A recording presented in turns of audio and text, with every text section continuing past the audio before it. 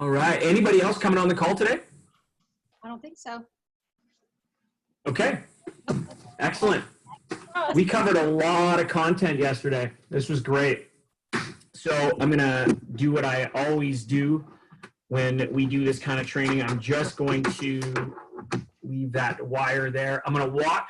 Here's what we do with accelerated learning. What's interesting about it is that it doesn't matter the order of how I do a review. It's just going to sink in. So I put the Post-its of what we did yesterday all over my office. I walk around with the handy-dandy laptop, and I'll just point out to a few things. It'll take 5 quick minutes. Anybody want to jump in? Great. And then I sit right back down, and we keep going with content. So we talked yesterday. We actually finished off with the target of 30 bikes for the year 2020. As long as inventory comes in, there's no reason why you can't crush that number, in my opinion.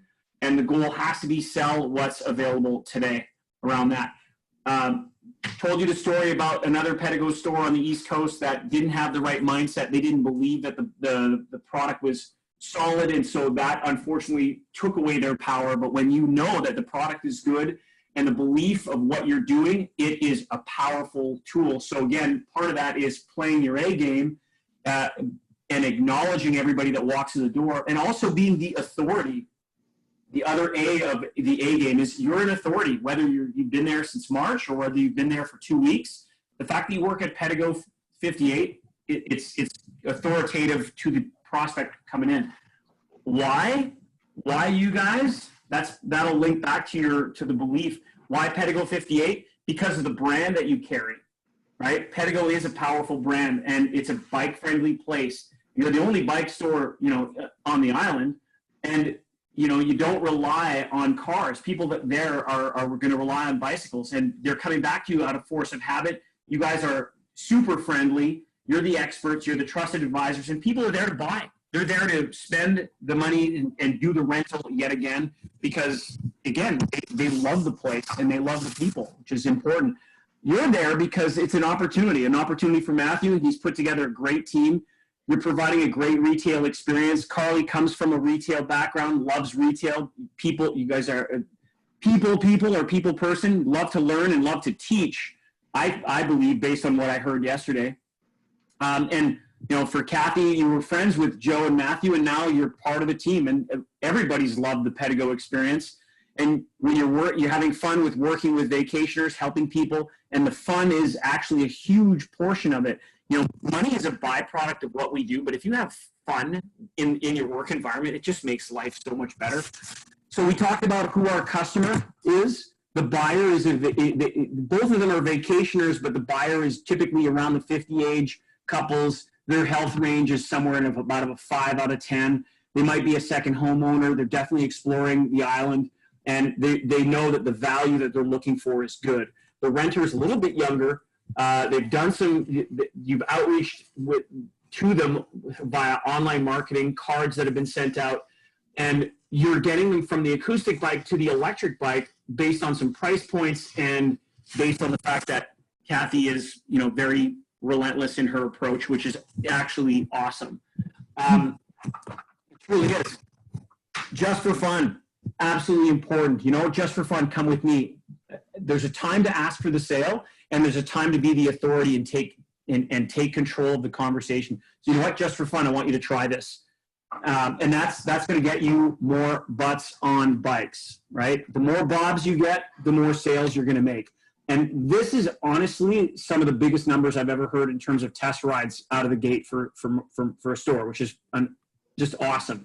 Keeping in mind that sales on the first visit, even if you are at 50, the key is going to be your fortunes and your follow-up. And later on, we're going to discuss the importance of follow-up and what you can do, all of you can do to follow up with certain customers. And then back here, I talked about the 4 quadrants and how you can use these 4 quadrants to be able to put your to-do list together and figure out what's going to be the most important thing that I need to actually do right now, which is urgent. And then working, when you take the time, when you're closed or you delegate it, and then you go, okay, what's important? and what's non-urgent, because these two quadrants are what are really going to help move the needle to the business. So I'll just plug my Lappy back in here. It kind of leads into this. I mean, for Matthew and for anybody who's managing, the goal has to be, you've got three choices in a business. You can automate, you can delegate, or you can eliminate.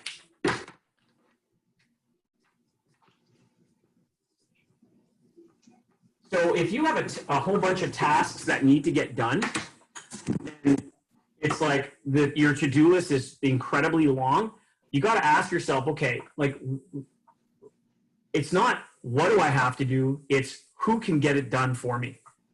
Who can I delegate it to?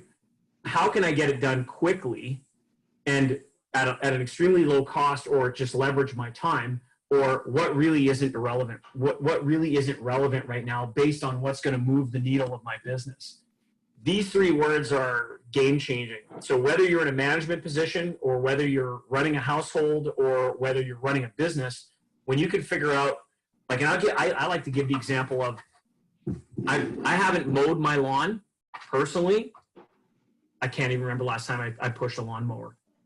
That makes no sense to me, right? I call it the $10 task, right? If I can make more as a commissioned salesperson, if I can make, $20, $30 an hour based on doing my job, and I can get somebody else, i.e. delegate the $10 task to, I'm still up by $20. So I can delegate the task for $10 to somebody who loves to mow lawns, right? Or even if they, like, if I love to mow my lawn, then sure, I'll do it because it's fun. I hate mowing my lawn. I hate mowing my lawn. So I delegate the task. Let somebody else do it. I don't even own a lawnmower. Let somebody else do it. So I justify that. That's one of like hundreds of examples in your life. Because the reality of it is, we have, so all four of us on this Zoom call right now, we all have 168 hours a week. Whether it's, and Matthew watching this later, it's 168. So the question is, what are you doing with it? Like, how are you spending your time? Because money's not my most valuable resource. It's my time. Like that, see, money is renewable. I can make more money. I cannot make time. So I just had a phone call earlier today with a bike shop who it was a woman who was an owner, and she said, one of the challenges that I said, if COVID wasn't around, what is your biggest challenge? And she said, it's the time it takes for me to sell an electric bike. She's an e-bike only store. And I said, so how long does it typically take you to sell a bike? She said 3 hours. Yeah, I know. Kathy, I know. You and I'm like, and Dawn D, and I told her this story. I said, do you know Dawn D. Costanzo? Have you ever heard of the brand Pedgo? She goes, of course I have. I said, okay.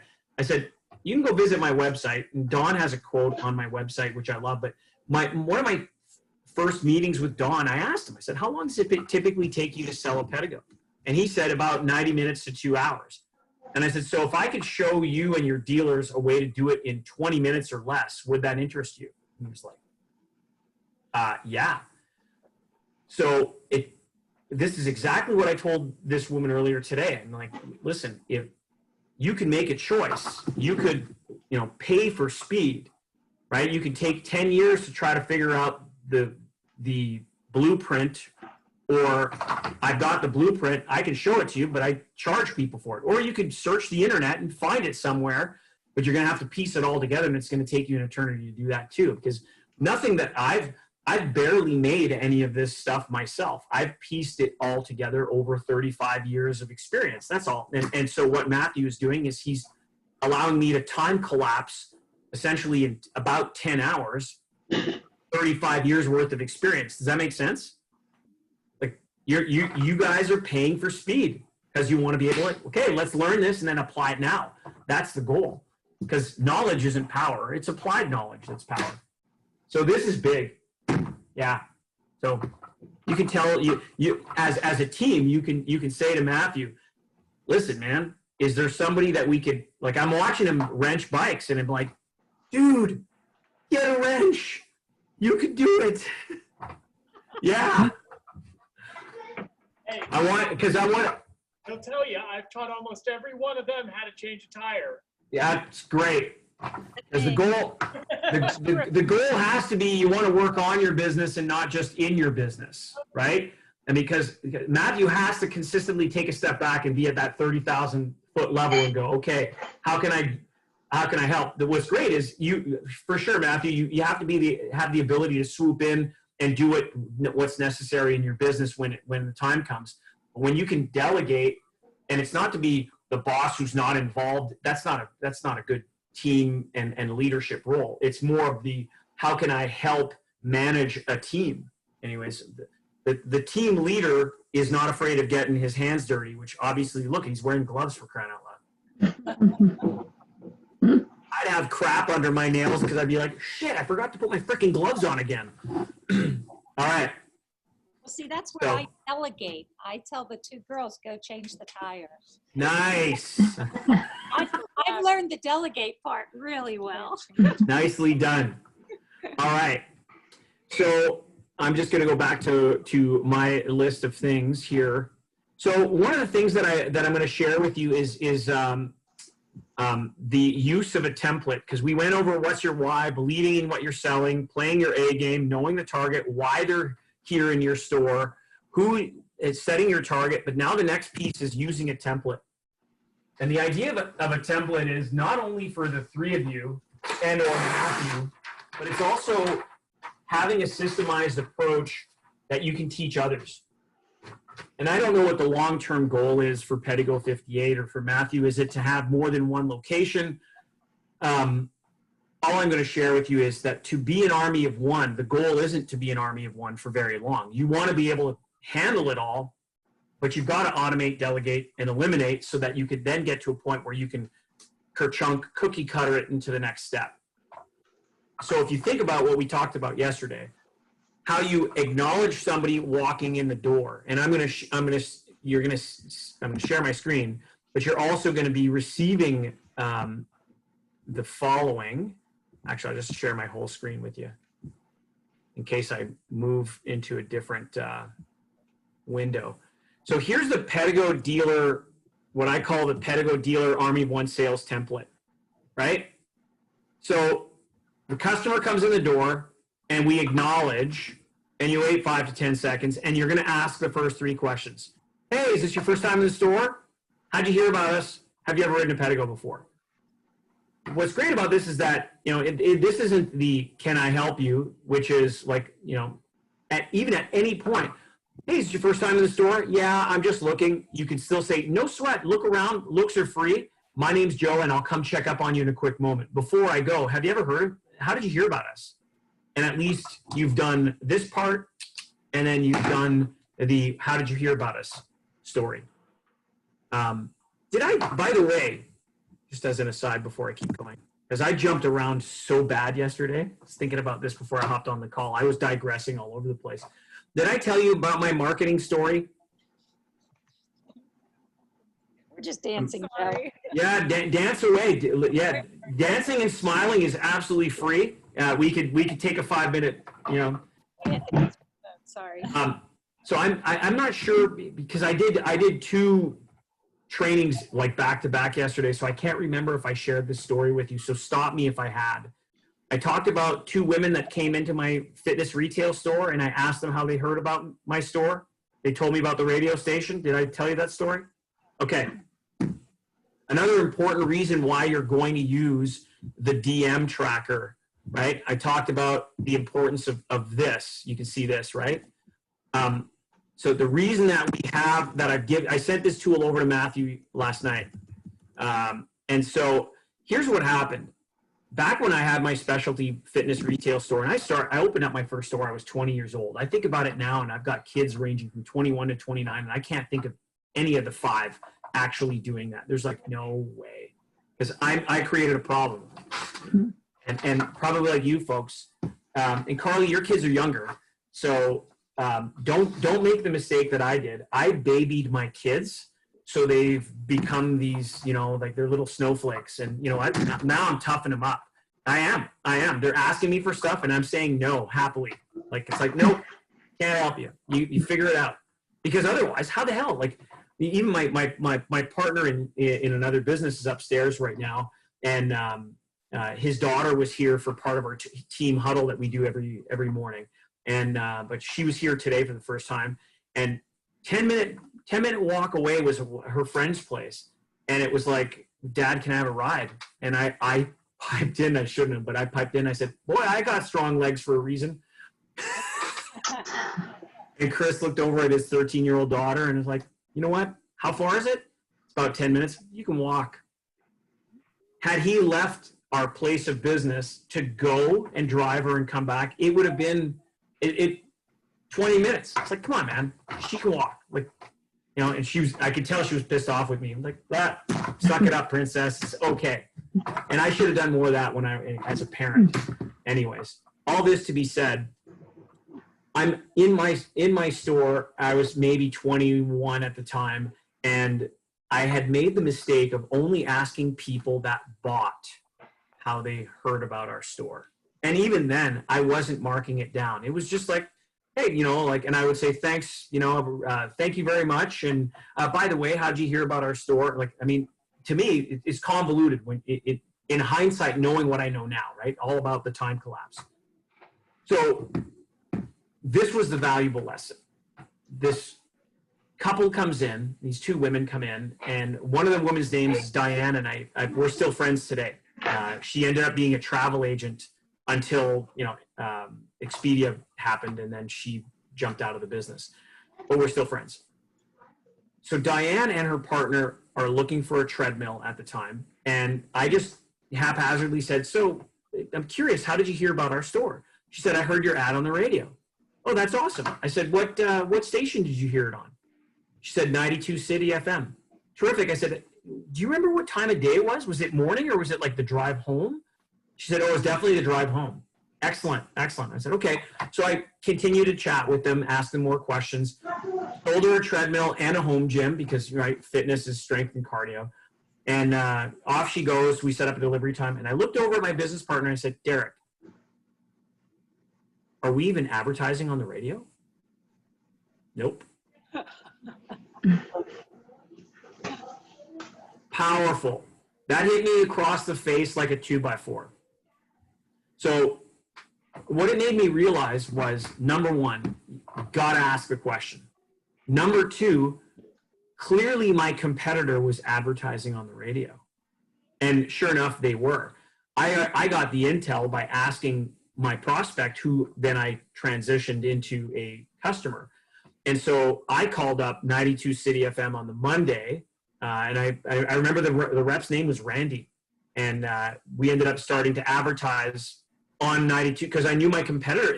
If somebody would make the mistake to come into my store and I sold them something, clearly my competitor was getting good quality leads out of that. And then we figured out that we needed to track where our advertising dollar was. So it all comes back to this whole thing of, we have a responsibility. Everybody on this call has a responsibility to ask, how many numbers of people are coming in the door? How did you hear about us? And if you don't ask, that is money that comes right out of your bottom line. Because if you're spending money, let's say you guys did put up a billboard, right? And nobody over the course of a year says, I saw your billboard. Well, axe the billboard. It's clearly not working. So it's so important to have your template of 3, like these are your first 3 questions. You want to get more Bobs?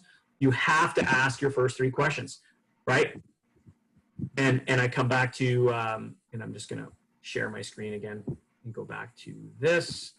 So acknowledge, wait 5 to 10 seconds. Hey, first time in the store? Yes or no? Count the number of people. How did you hear about us? Take note of the details. Have you ever ridden a Pedgo just for fun? Let's go for a ride. Not, do you want to try one? Just for fun, come with me. So the next section, I call it a mini spin.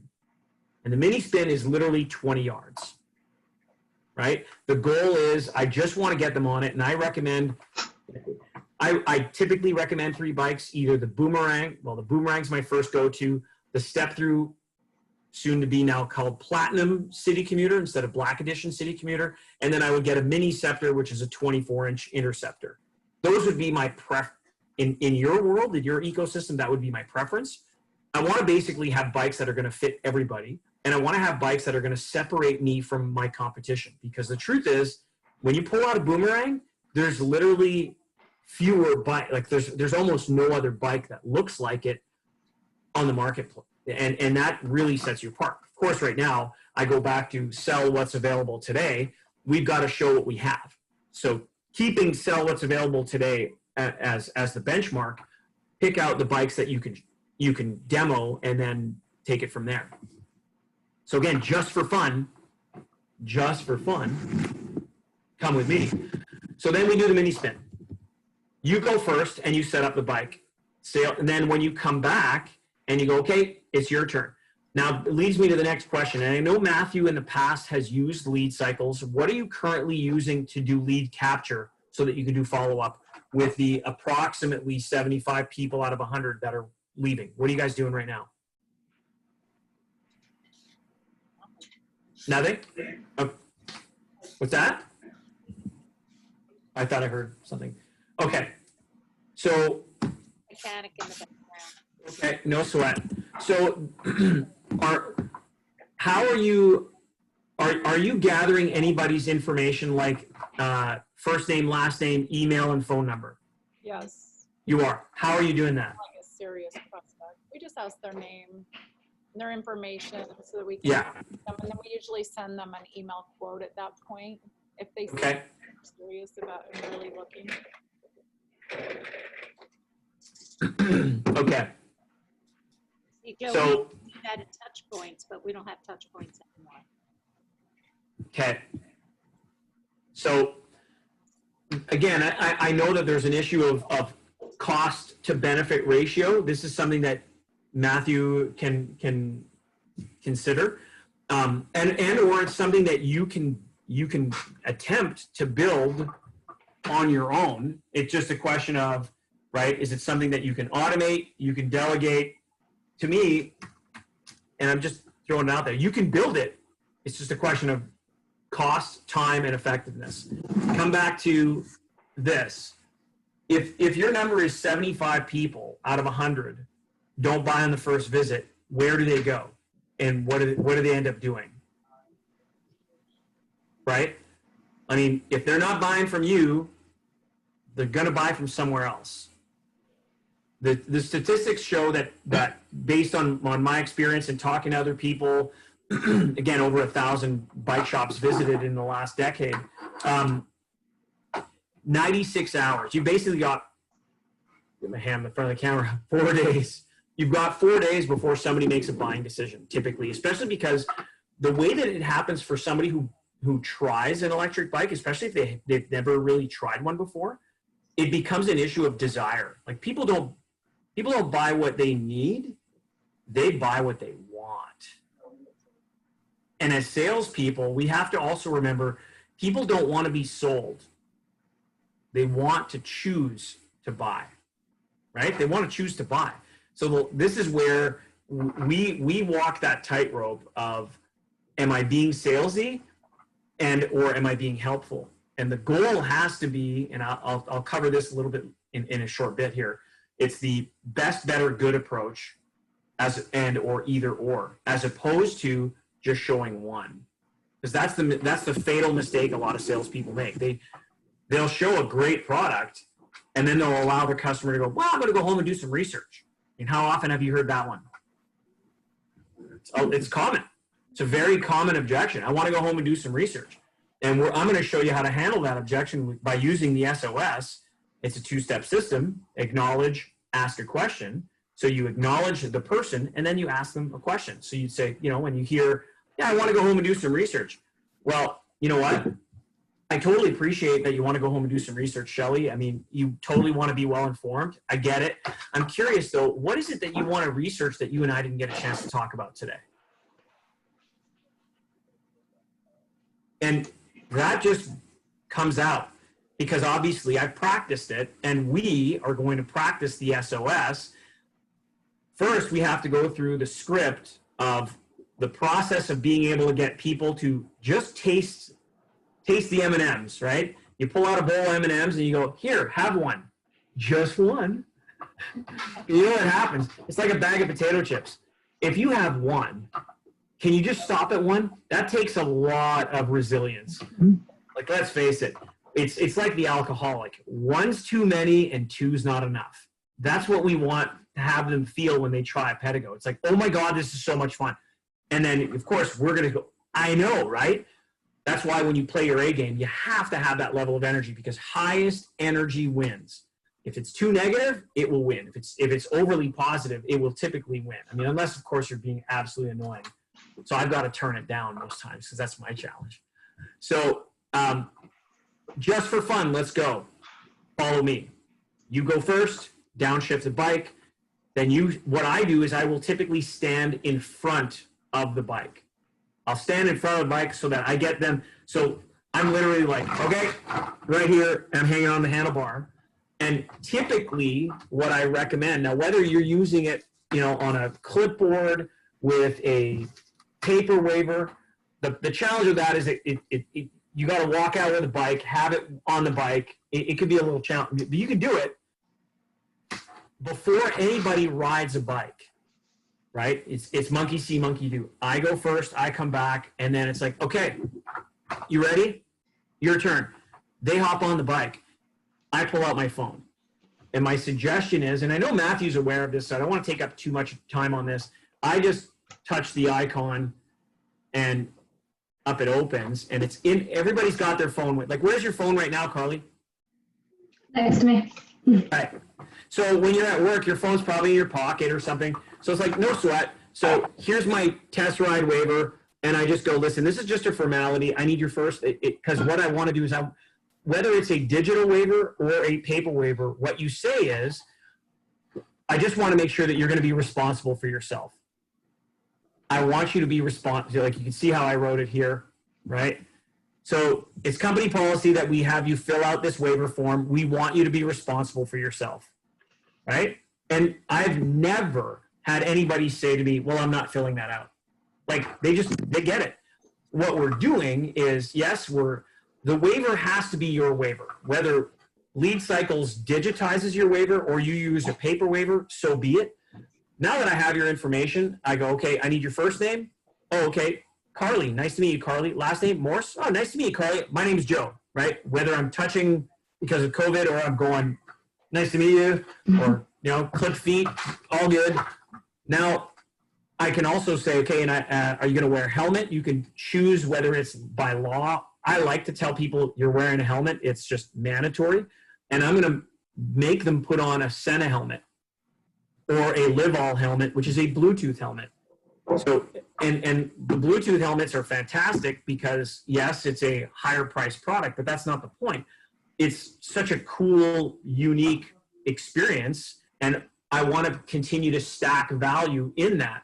So, yeah, put on this Senna helmet. This is a Bluetooth helmet, by the way, so it's great. So if you're riding with someone else, you don't get what's called target fixation, where if I'm riding this way but I look this way, my bike's going to go, oh, my God, because I'm talking behind me, like a lot of people do on the bike, and then all of a sudden, where your head goes, your bike goes.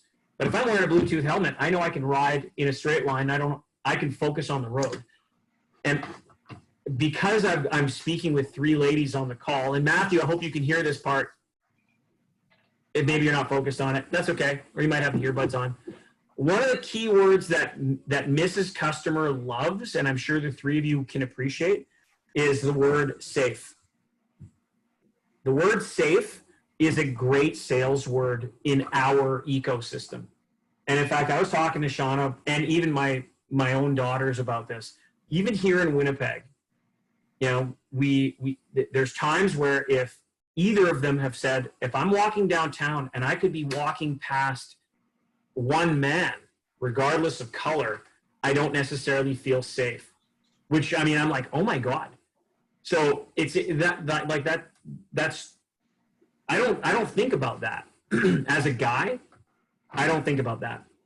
Whereas my mom, my stepmom, over the years, I've had conversations around just, again, neurolinguistic programming fascinates me. So of course I ask certain questions to pick people's brains, and the word safe is a powerful word. So of course you can talk about the disc brakes. It's just before you take off. You know what's great? These have powerful disc brakes. Stop on a dime, really safe. You're going to feel really safe. And subconsciously, that makes, especially Mrs. Customer, it makes her feel comfortable. And what my goal is I want to build the whole idea is building deep-rooted relationships with people. How does that happen? Know, like, and trust. And so by just planting these seeds of the right words, and it's not being manipulative, it's being, more so of persuasion and influence. That's it. I mean, I'm still gonna have the approach of, I'm gonna give you a choice. Which one do you like better? Or here's the best option, and then I'm gonna go best, better, good instead of good, better, best. And I'll go over that in a sec. So again. Excuse me, Joe, I gotta go make a call. Yeah, no sweat. This is recorded. No problem. I'm gonna have a sip. No alcohol, so no worries. Carly, are you at home right now? Yes. All right, same here. Same here. Yeah. I gotcha. So that to me is before your prospect, and we call them prospects before they become customers, right? Everybody who's going to hop on a Pedgo for the first time to experience it, even if they've rented an acoustic bike. Hey, you know what? Just for fun, I'd love your feedback. So they've rented bikes all day, and they haven't tried an electric. No sweat. Just for fun, I'd love to get your feedback and get them on it. If they're getting on an acoustic bike before they go, my hope is, regardless of their rental or whatever, get their contact details, because you want to be able to follow up with them.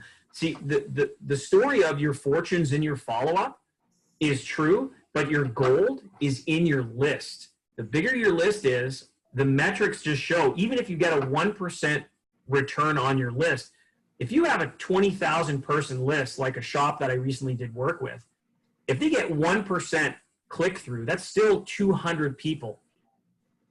Like, that's big numbers. And if only 1% buy, that's still 2 bikes. It's worth it. I mean, that's $6,000 worth of revenue out of a 20,000 person email list. Totally worth it. So again, in my opinion, you should fill it out, especially because of COVID. I prefer the digital signature button, whether you push it or they push it. And then you can touch the button yourself due to sanitary coronavirus concerns. And then you let them go. You let them go for the ride. But again, all I want you to do is do what I did. So they went 20 yards, they turned around, come back, straight line. Don't let them, don't tell them, hey, go for a ride around the block. Just give them the basics. What we want to do after that, Carly, is this. I just want to make sure that we have this here.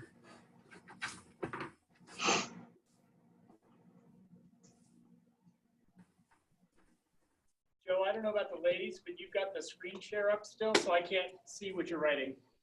God. Thanks, buddy. I do have the screen share up. Here we go. Cut to the chase. By the way, Kathy walked away to sell 2 latches. Basically, is what she's doing. Kathy walked away to what? There was a couple in earlier that rode the latch. Nice. They went to lunch to talk about it, and so I had to call them to see what they were doing, make them a final offer, and then he said that they're probably going to come back in this afternoon to take them home. Good for you. Good for you. High five. Because you brought this up, and again, I love it, and it's not necessarily part of my. It's just go with the flow. That's not part of the curriculum. It brings up something I call the law of reciprocation. And I'm sure you're aware of it. You give something to someone, they tend to come back and give you more. So if you have clearly you have a place to sit in the store. Sometimes somebody comes back from a ride, you can offer them a glass of water. Sometimes you can have somebody who says, you know what, I just want to take time to think about it. And a couple is a great example. And this is just information that you can choose to use or not. You can go to the local coffee shop and pre-purchase, $30 worth of coffee, right? And just say, hey, what I'm going to do is I'm going to send people in with a coupon or this chip, and this chip will be worth, let's say, $5. So I don't know, a couple cups of coffee. If it's a Starbucks, well, then it's $20 for 2 cups of coffee, and people are getting crushed on it, right? You're going to latte yourself to debt. Crazy. Anyways, so the point is, though, that even if it was a $5 cup of coffee, this is what has typically happened in my experience. You go, you know what? No sweat. Go in here. Take a cup of coffee. Treats on me. Go and think about it. Get out of here. That way you don't feel there's any pressure. Here's what they're going to do. They're going to sit down. They're going to have their cup of coffee, and they're going to. So we doing this? Yeah. And then they're going to drink their coffee. All they need is just that little bit of space, because otherwise they've got that salesperson who's, that's that feeling that they have, right? And we don't want to burst the bubble. Now, culturally, it depends on the culture. Like if you're in Vancouver, British Columbia is a great example. They have an area called Richmond, which is a suburb of Vancouver. It's high levels of Asian and Indian from either Pakistan or from Mumbai, and so their culture is they want to negotiate. Like they're insulted if you're not hammering them, and you're not like that's. So you've got to play it differently based on culture, but based on where you are, yeah, you know what? Here, take this coupon, take the time, no sweat, because they're going to come back. Especially, or at the very least, you can say, listen, if you choose not to come back, just give me a shout and let me know, right? Remember that you'll already have their contact info, whether it's digital or whether it's on your clipboard sheet of paper, right? My point is that we talked about this yesterday. What is the reaction of somebody who takes a ride on a Pedgo after about 10 feet? Yeah, it's awesome, right? So if they come back, and again, do what I do. I go first, 20 yards, turn around, just turn around. I'm just going straight line. So how am I telling them to operate the bike? I just want you to do what I did. Don't touch the buttons. Don't touch the gears. I just want you to pedal it. You've got it set up at pedal assist 1 or 2, depending on the person's age. And you profile them. And again, if it was my mom, I'd go, well, when was the last time you rode a bike? Okay, hang on. I'll change the gears to first gear, turn the bike off, and make sure she can ride. All that to be said. They go for the spin, and they're on their way back, and they're all smiles. They just love it. You know what I do? So what do you think? I go, oh my God, this is awesome. Awesome. Do you want to take it? Right there. 2 minutes in. Do you want to take it? Now, here's the reality. 90 out of 100 people are going to go, I don't even know how much this thing's worth. It's like, oh, okay, yeah, it's $29.95. And they might go, what? And you might get well, I could buy a car for that price. Yeah, okay, I'd love to hear what kind of car you can get, but whatever.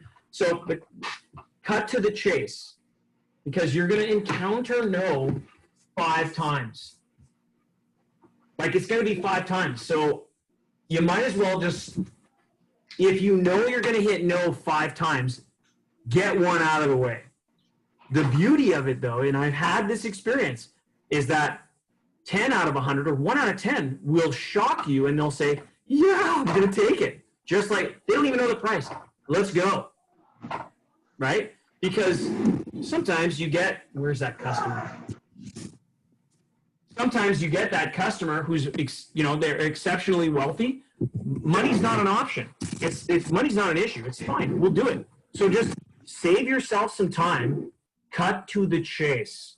Now, that is not the norm. the rest of the real people like us who, we have to budget for things, or I don't necessarily, I don't walk into a store if I'm not serious, or I don't know about you, but I don't have the time, and B, if I'm like, yeah, I'm thinking about a new guitar, well, it's because I know I'm going to buy a new guitar going in. If I, I'm not going to go out and test out guitars. It's different if I'm doing something on a vision board and I start walking through homes or dream cars. That's different.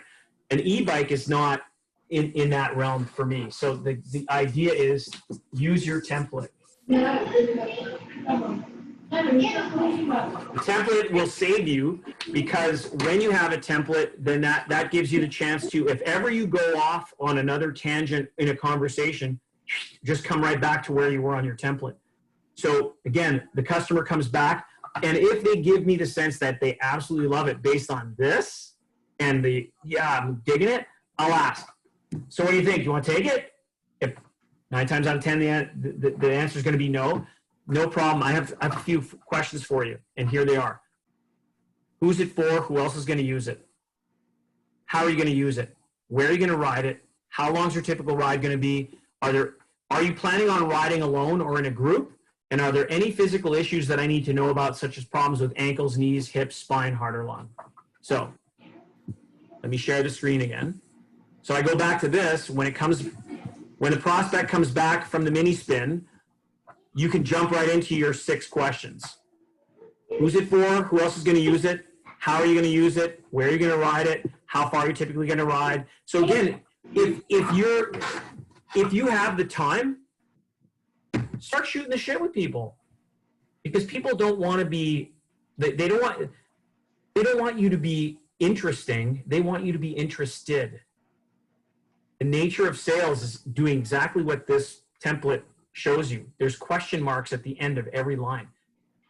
I'm asking questions because I'm curious and I want to know about you, so that when you get to the end of it all, right, it says right here, based on what you've told me, i.e. I've got 2 ears and 1 mouth, right? So based on what you told me, I've been listening twice as much as I speak. Here are 2 or 3 bikes that I believe will best fit your needs, and then we'll go best, better, good, not good, better, best. And the best always goes first, always. Not the middle bike, not the low end bike, not the entry level bike, always the best. And the reason behind that is when you do best, better, good, the first bike you ever show is the one that you're going to have the most enthusiasm on.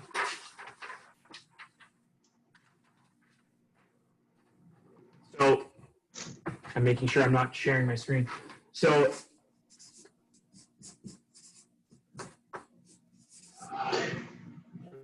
my God, I should have been a doctor.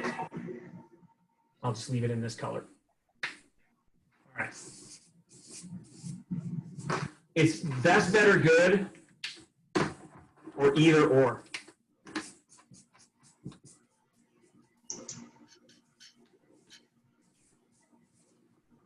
Again, people don't want to be sold. They want to choose to buy. So if I only show one product, then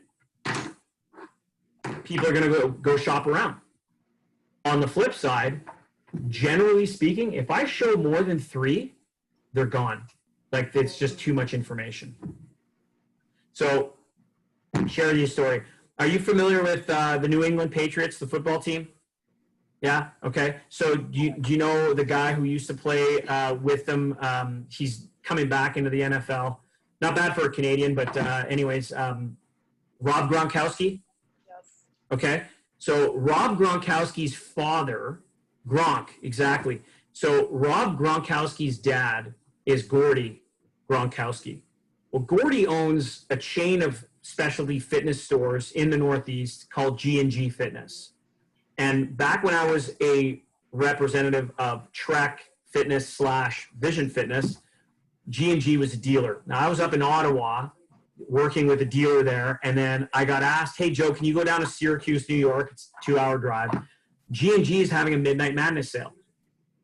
I said, cool, that'd be a lot of fun. I've never done a Midnight Madness sale before. And it was ridiculous, by the way. The sale started at midnight and finished at 2 a.m. Like, I mean, they don't do it anymore. But yeah, I mean, I was younger, obviously, and so yeah, the idea of, hey, Midnight Madness sale. So I showed up at 9 p.m. Store was closed, but they already had a live radio remote and TV remote, so there was a lot of marketing going on. And this is years ago, so this would have been in about 2003. And long and short of it, we opened the doors at midnight, and the place was packed. Like, imagine, how many square feet have you got there at Pedgo 58, roughly? Matthew? 1,500. 1,500. Okay, so their store was like 6,000 square feet, which is, so, right, whatever, quadruple the size, but it was packed with people. And here's what happened. At one point it was about 1 in the morning, and I'm working for Vision Fitness. Just remember the brand. I'm working for Vision Fitness, and at one point I walked up to Phil, who was the manager of the store, and he's just working the counter, and he's just writing up sales. And I walk up with 4 groups. I walked up with an individual I said, this gentleman's taking a Vision 9200. This couple is taking a Vision 9450. This woman is taking a Life Fitness 5500 recumbent bike, not even the brand I was representing. And this family is taking a Precor 9.35 treadmill. So it's a treadmill, but it's actually from a different brand. And I walk away. Now, first of all, Phil's going, how did you get all 4 of these people to show up here at the same time? Which I'm going to share with you the popcorn method a little bit later. And then I'm off. It's 2:30 in the morning, and we're now doing what Shelly's doing, right? I'm assuming, Shelly, that was beer? Oh, I wish. I'm teasing. I'm totally teasing you. I'm actually more of a wine girl. No, yeah, you and my wife would get along just splendidly. So, but when all else fails, Sean will say, oh, beer will do. So, anyways, so we're sharing a beer after, and here we are, all these guys chit-chatting about how things went. And one of the staff members looks at me and he says, Joe, you're a turncoat. Yeah. I'm like, what are you talking about? And he said, I saw you sold a Life Fitness and a Precor, and you work for Vision. I said, well, hang on a second. First of all, I work for Vision, absolutely correct. The customer that picked up the Life Fitness 5500, I remember the day like it was like yesterday. The 5500 recumbent bike was a bike, like, we didn't have anything to offer that had anything remotely like it.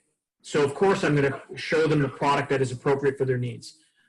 The treadmill that they bought was higher end than what we had in our lineup. And I was doing best, better, good. I showed them a Precor, then I brought them down to a Vision, and then I brought them to another Vision. But the Precor was a premium brand, and yeah, you know, I have no problem saying that the best should be shown first. Here's the point of the story.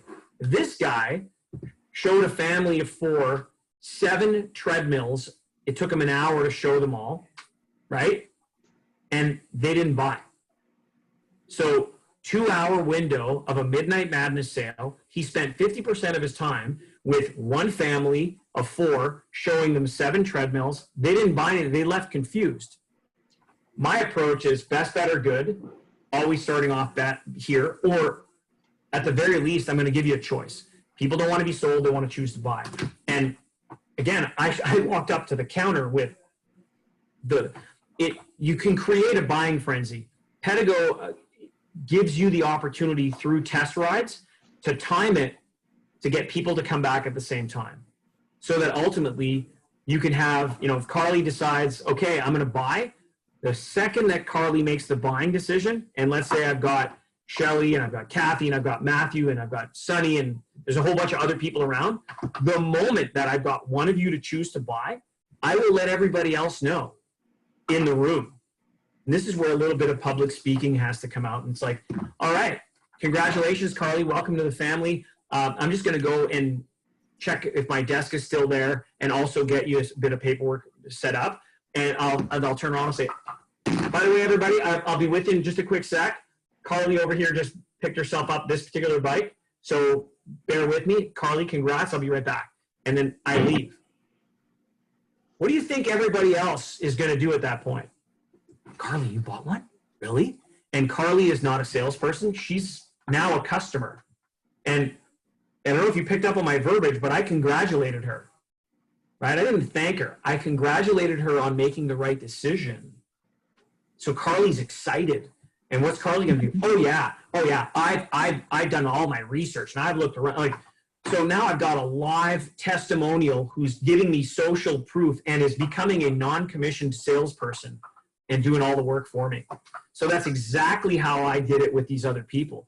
People were buying on the spot, and people, like, I had people that were even buying different brands going up to other people saying, "You're buying it now? Oh, the deals are amazing. I've been coming here, for weeks, and I anticipated this sale. You're not going to get a better price than that kind of thing." And right? That's part of the popcorn method that we're going to discuss a little bit further. But it stems from, it all comes back to best, better, good. And here's the thing about best, better, good. And you can agree with me or disagree. This is how I will debate and argue the point. The first product that I show is the one I'm going to have the most enthusiasm on because it's the best. And in my personal belief, my belief in terms of, and the power of my belief is everybody that walks into Pedgo 58 has the right to try and the choice to buy the best. Believe it. I mean, and I'm not going to judge the book by its cover. Anybody who walks in, you know what? Just for fun, hop on. Just for fun. Tell me what you think, right? Just for fun. The more butts on bikes I get, the more sales I'm going to make. So I'm going to show you this one. This is by far the best. It's awesome. So if, let's say again, after my first 6 questions, so who's the bike for? Who else is going to use it? I asked that question because don't assume the person who's come in, the bike is for them. Like, how often have you heard, "Yeah, I'm buying this for my wife," and right? It's because I hear that a lot in stores. So some salespeople spend so much time on this 6'6" person, and meanwhile, it's like, "Oh my God, you mean it's for your wife? Well, how tall is she?" "Oh, she's 5'4". Oh God, we're on looking at the wrong bike here. So save yourself some time. Use your template so that you can go through your system of questions. So who's it for? Who else is going to use it? Because sometimes people are sharing a bike. That's why the adjustable handlebar stem makes a lot of sense. So that you got some people that are gorillas, so their arms are super long. And and then you've got other people that are T-Rex and the arm is super short. So you can adjust the handlebar stem to fit accordingly. Now, of course, there's issues of inseam and everything else, but all things being equal, if somebody's replacing a car and they're going to use, we could show them value in getting 1, if not 2 Pedgo bikes, we're ahead of the game. First bike I show is the one I'm going to be the most enthusiastic on. So always best. So again, I'm going to use the example of the Platinum Interceptor, right? It's Platinum Interceptor, regular Interceptor, then Comfort Cruiser. And even now, is the Comfort Cruiser that you have or will have, that it's coming out with pedal assist, correct? Like even the Comfort Cruiser, which is, it brings the gap between price point, significantly closer. It's still best, better, good. Because the psychology of it is, if I show you something that's good, then in the mind of that customer, good becomes good enough. It's good enough. Why do I don't need to spend any more money. I don't even want to try it. But if you get an opportunity to taste it and it's good, like this is great, right?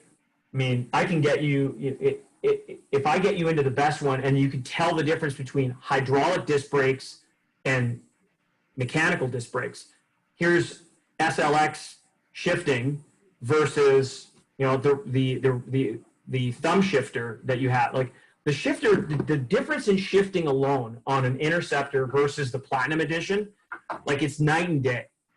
Never mind that you get 3 extra gears. Plus, the Platinum Edition has torque sensing. This doesn't on the regular. The torque sensor is huge. It's huge difference maker. If you're interested in having more fitness in your life, get the torque sensor. because we know that if you just rotate the pedal at all, the cadence sensor just means that it's a question of it's moving, it takes off. The torque sensor is based on pressure. So the harder I push, the more work the bike will work with me. So I get a more of a symbiotic relationship between bicycle and body when I have a torque sensor. If I'm using cadence sensor, it's just if bike rotates, it takes off like a bat out of hell. It's still good. It's certainly better than the throttle, but the torque sensor gives me such more of a benefit physically, both from heart rate and from a muscular strength. And again, I asked the question of ankles, knees, hips, spine. Most of our target customer, they have health issues. I should have moved those. Anyways, the health issue on a scale of 1 to 10, they're at about a 5. Well, if they're at about a 5, if I ask you this, Kathy, when you ask anybody, if you were to ask somebody, hey, so before I put you on the appropriate bike or bikes, are there any health issues that I need to know about, such as, challenges with ankles, knees, hips, spine, heart, or lung? The odds are 50% are going to say something like, yeah, I got a bad knee, I got a bad back, right? Like, what have you heard some of your customers tell you over the year and a half that you've been doing this? A lot of people have had hip and knee replacements, and that it's just too much on their knees to pedal a regular bike. Right. So that's another example of why the torque sensor would be so much better than the cadence sensor, because the torque sensor is based on pressure. So you can start off at level 5 assist and barely put any pressure on the torque sensor or on the pedal, and it's going to move. But then if you want to strengthen it, you go to level 4 and you got to put a little bit more pressure on, and you develop a little bit more muscular strength, and you develop resistance both mentally and physically, so that you can add more resistance by decreasing your level of assist. Over time, you'll just be adjusting your level of assist as need be based on hills and not based on, pain. That's the beauty of torque sensor. In fact, I got a really cool, and Joe's going off track again. Here he goes. Doesn't matter. I've got a really cool photo that I want to show you that I'm going to make sure I send you guys. It's e-bike statistics. So let me share my screen. I don't know if you've seen this before. Have you seen this photo before? No. Okay. So this is a regular mountain bike versus an electric mountain bike. Look at the difference, 60 minutes each. What's the difference? Mileage for a regular mountain bike, they went 7.2 miles. On an e-bike, they went 11.2. Heart rate on the regular mountain bike was 159, average. Heart rate on the e-mountain bike was higher. Max heart rate was higher. I mean, when you consider the statistics, I can get a higher heart rate. What's the major thing? I'm going to get, faster speed, more distance, more fun. Fitness-wise, it's the same. It's absolutely the same. So I'm going to make sure I send you that, because this is a powerful, and this is all data captured by Strava, which is, for people that are in the bike world or hiking world and running world, it's a great app to use. So I'm going to go e-mountain bike / regular picture. I'll send that to you guys after this call. I'm also going to send you the copy of the template, so that way you will have this. What am I doing here? You'll have this. So I'm going to share with you, I'm going to send you this, and I'm also going to send you this, which is the similar steps. And it also has the top 3 objections that you're going to run into your store, which are, right, your product's too expensive. What kind of deal can you give me? I want to go home and do some research. This way you'll have this script before our next call. And then I also talk about after sale follow-up. So we're going to go through it anyways, but I'll give it to you in advance. That way you can at least start putting in some action items right now. Going back to this, this is the guts of it here, right? The first thing is your mini spin, which the preempt to that is acknowledge, first time in the store, how'd you hear about us? You ever ride a Pedgo? Get stoked, get on it just for fun. Come with me. You go first, set up the bike, then get them on it. Before they leave, make sure that they're responsible for themselves. Grab their phone number and email address, name, first name, last name, phone number, email address, so that you can do follow-up. Whether you set up a follow-up funnel sequence or you have somebody else do it. And then after that, they come back. You ask them, cut to the chase. Do you want to take it? 9 times out of 10, it's going to be, some kind of quick objection. No sweat. That's four no's to go. So who's the bike for? Who's going to use it? How are you going to use it? Where are you going to be riding? How far are you typically going to ride? Do you plan on riding alone, or will you be riding in a group? Why do I ask that question? You guys do group rides? Pardon me, Kathy? For Sena helmets. Yeah, for sure. Another great reason. I love that. What would be another reason? Sell them all Pedgo. Sure. And then you have group rides. Like, are you currently doing group rides at Pedgo 58? Not this year, we haven't. And that's fair because of what's happening. Right. But I think it's a good question to ask, because what you want to do is you want to incite the idea of, hey, you know what? You can start your own POG, right? Harley Davidson has the Harley Owners Group. So if you want to have a hog, you want to be part of the hog, awesome. Well, with Pedgo, really brilliant marketing. Hey, you know what? If you plan on riding in a group, you can be a member of a POG. It's great. Plus, we have a Pedgo Owners Group Facebook page. So again, you're just adding to the marketing machine, which is great. And then, of course, I like to ask, are there any health issues or challenges that I need to know about? Physical challenges such as ankles, knees, hips, spine, heart, or lung. And then you say, based on what you just told me, here are the 3 best options that I think, just for fun, come with me. And then what I will do, best will always go first. So in this case, it's platinum. And then what I will say is based on my timing. So if the store is really busy, like I'm going to go, okay, so Kathy, store is really busy. Here's what I want. I'd love for you to take off for about minimum 10 minutes. I want you to get out of here. I don't want to see you. I want you to have a great time, but you can't come back for at least 10 minutes. Get out of here. Go. So people leave. I've got 10 minutes to breathe. And I can go back to my template and go, all right, welcome here, folks. Right? Hello, fun. Welcome here. So is this your first time in the store? How'd you hear about us? You ever ride a Pedgo before? And I've got time to get them butts on bikes while Kathy's gone. So in some cases, I've said, listen, I don't want you around for 20 minutes. Timing it that the next person, I come back in 15.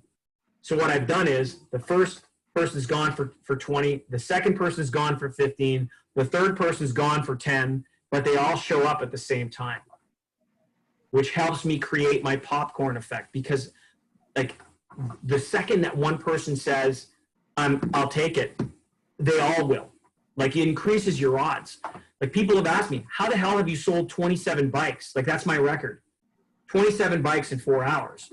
Like how did my client Steve sell 41 bikes in 4 hours, doing exactly what I'm telling you. You just time it so that people come back at the same time. And then you leverage your time. I mean, truly, one of the mistakes I've been making, and I'm like moving forward, I'm going to try to get multiple Pedgo stores on one call. So that way I can leverage my time, because time is a challenge, right? So why don't I just do it all at once? Plus, what I love about this is that, everybody's sharing, so everybody elevates the game and they can all, add extra stuff. Because Kathy, you're absolutely right. Why would you want to ride in a group? Because I can talk to you about Bluetooth helmets. I honestly never thought of it from that perspective. It's great. I just learned something else. So you're absolutely right. And it engages in the conversation. So, by the way, have you looked into Live All helmets? Are they the ones you were talking about? Yeah, so Joe, the reason I wanted to get the contact information, this distribution company, Coast to Coast, so Live All doesn't have distribution down here. And so I'm trying to get Coast to Coast to import, thousands at a time so that they can get Pedgo dealers a good price. So they're working through the final negotiation now to do that. Oh, great. Great. Yeah. I'm glad it works out. Yeah. Yeah, they're a super, I saw the helmet a year and a half ago in Kawartha Lakes, Ontario. And I was like, I've never seen, they're gorgeous looking helmets. They're Bluetooth and they were lower priced than Sena. So for all the reasons that I thought, okay, I mean, the set of helmets at the time were $229 US. Now they're $129. So, you know, they became very, you know, from a value perspective, at $229, I was like, okay, Senna, I'm sorry, but you're missing the boat here. I mean, you know, Live All had a nicer look and had more features for lower money. It's just hard to beat. So, but does this best, better, good, or either or also make sense? Okay, good. Excellent. So using a template is absolutely critical, and I want to just remind you of that. So again, when somebody comes in the door, you want to be welcoming. Now, how do you currently engage with clients when they walk in? Is it just a quick hello, or do you have a signature way that you greet people? Now, everybody kind of has their own style. There's Okay. no or anything like that. Yep. Now we are wearing our masks and not allowing anybody to come in unless they have a mask, or we invite them in with a mask. Gotcha. Do you carry extra masks in the store just in case? We have a couple extras, and they're only for people that are interested in coming in to buy Pedgos. Right. But see, getting back to what you were saying, when people walk in, you click the number and all that kind of stuff. In a store where we are right now, since it's not your typical Pedgo, the majority of the people who are coming in are just coming in to sign the waivers because their rental bikes have been delivered to their house already, or Okay. you know what I mean? So the amount of Pedgo that actually walk through the door, it would have to be after we find out, oh, you're here for Pedgo? Okay, then we'll click. You know, we would be clicking all, we've got, it's like a revolving door. We have people all day coming through. But Which is great. Now, again, I know that Pedgo is helping subsidize my training. My suggestion would be, like, you're right. If you're clicking all day, that's a good thing. You're currently the only game in town, which is awesome. I want you to keep it that way. It's just a question of how do you help yourself to better your growth? Because if you can, like Peter Drucker said it best, if you can measure it, you can grow it. So if you know that if everybody's a lay down in the sense that they're coming in and they're laying the money down, then great, right? Carly, you know that term, lay down in retail, right? They're walking in, they're laying down their credit card. If that's the case, then okay.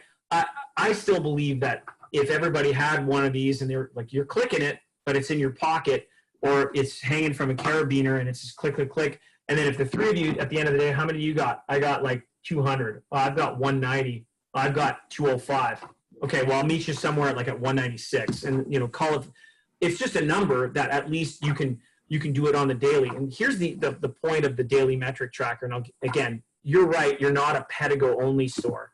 I've got other stores like Napa Valley Bike Shop. Great example. What they'll do using this example is they've also added weather.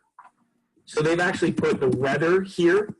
And what they've done is at the end of every day of the month, they mention what the weather was, not for this month, not for the sake of having it for today, but in a year from now, when they cross-reference month to month, they can actually see, well, yeah, we got a lot of rain last year this time, right? So you know that the weather is going to affect your business.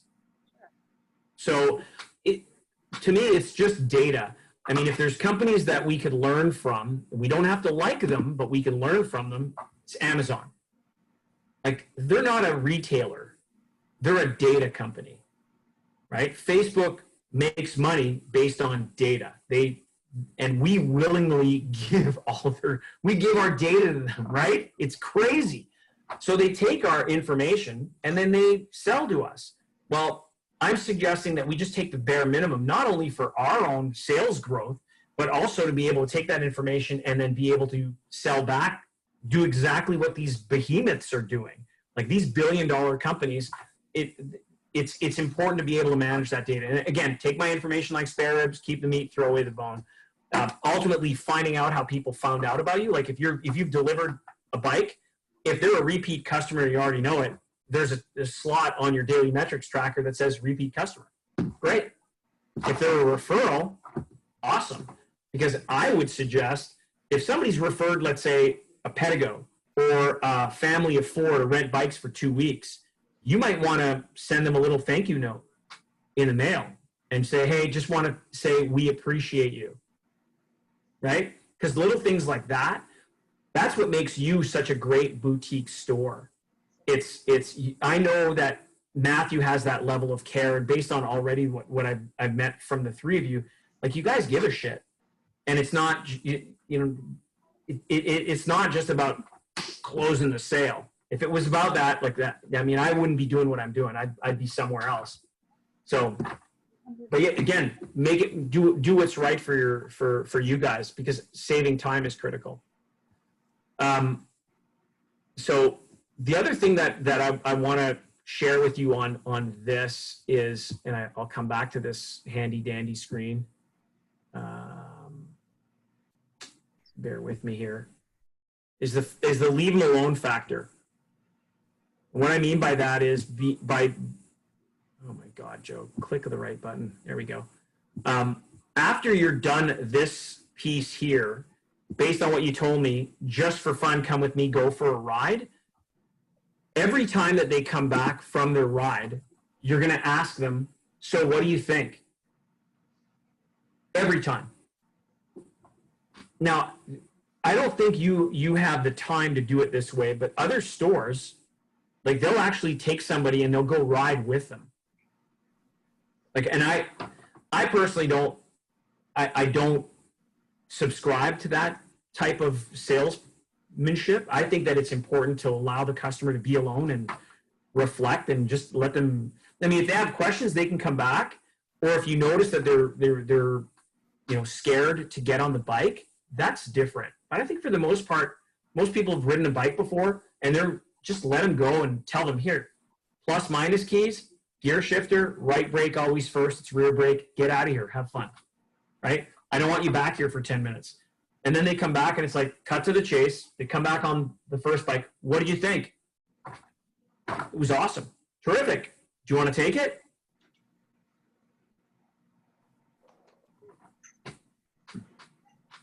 And when you ask the question, do you want to take it?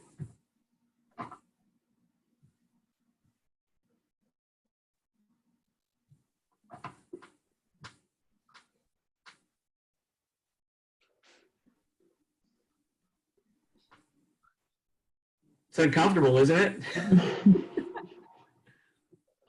Okay, so going to share with you a great story. This is Don DiCostanzo heard this story when I spoke at the dealer meeting 2 years ago, and he said, "Oh my God, that was a $1,500 lesson."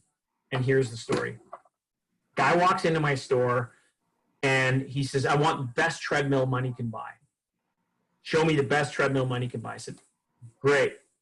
I walked this guy over, his name was Tony, and I showed Tony an $8,000 commercial treadmill, something that would go into a health club, a 24-hour, world gym kind of thing.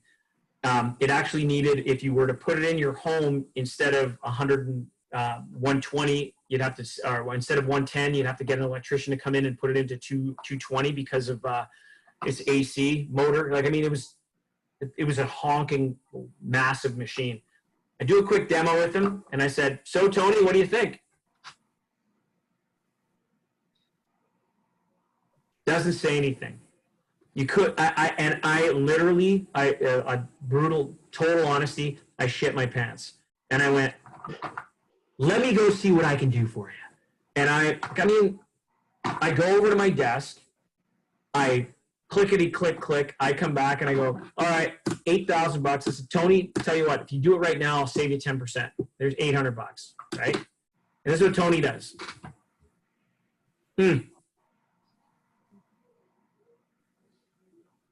"I'll be right back." And I go back. I go back 2 more times and I knock off another $700, right?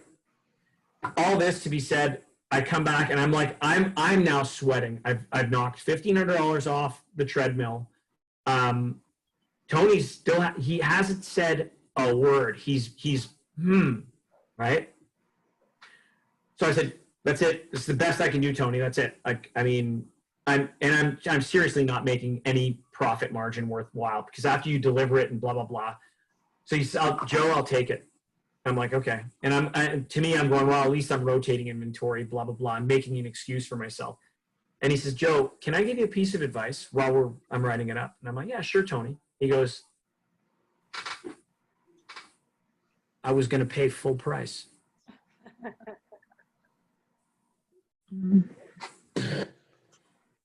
Like, and I was screaming the F word in the back of my mind real loud at this point. And I'm like I gave him $1,500, right? It wasn't going to renege on the deal.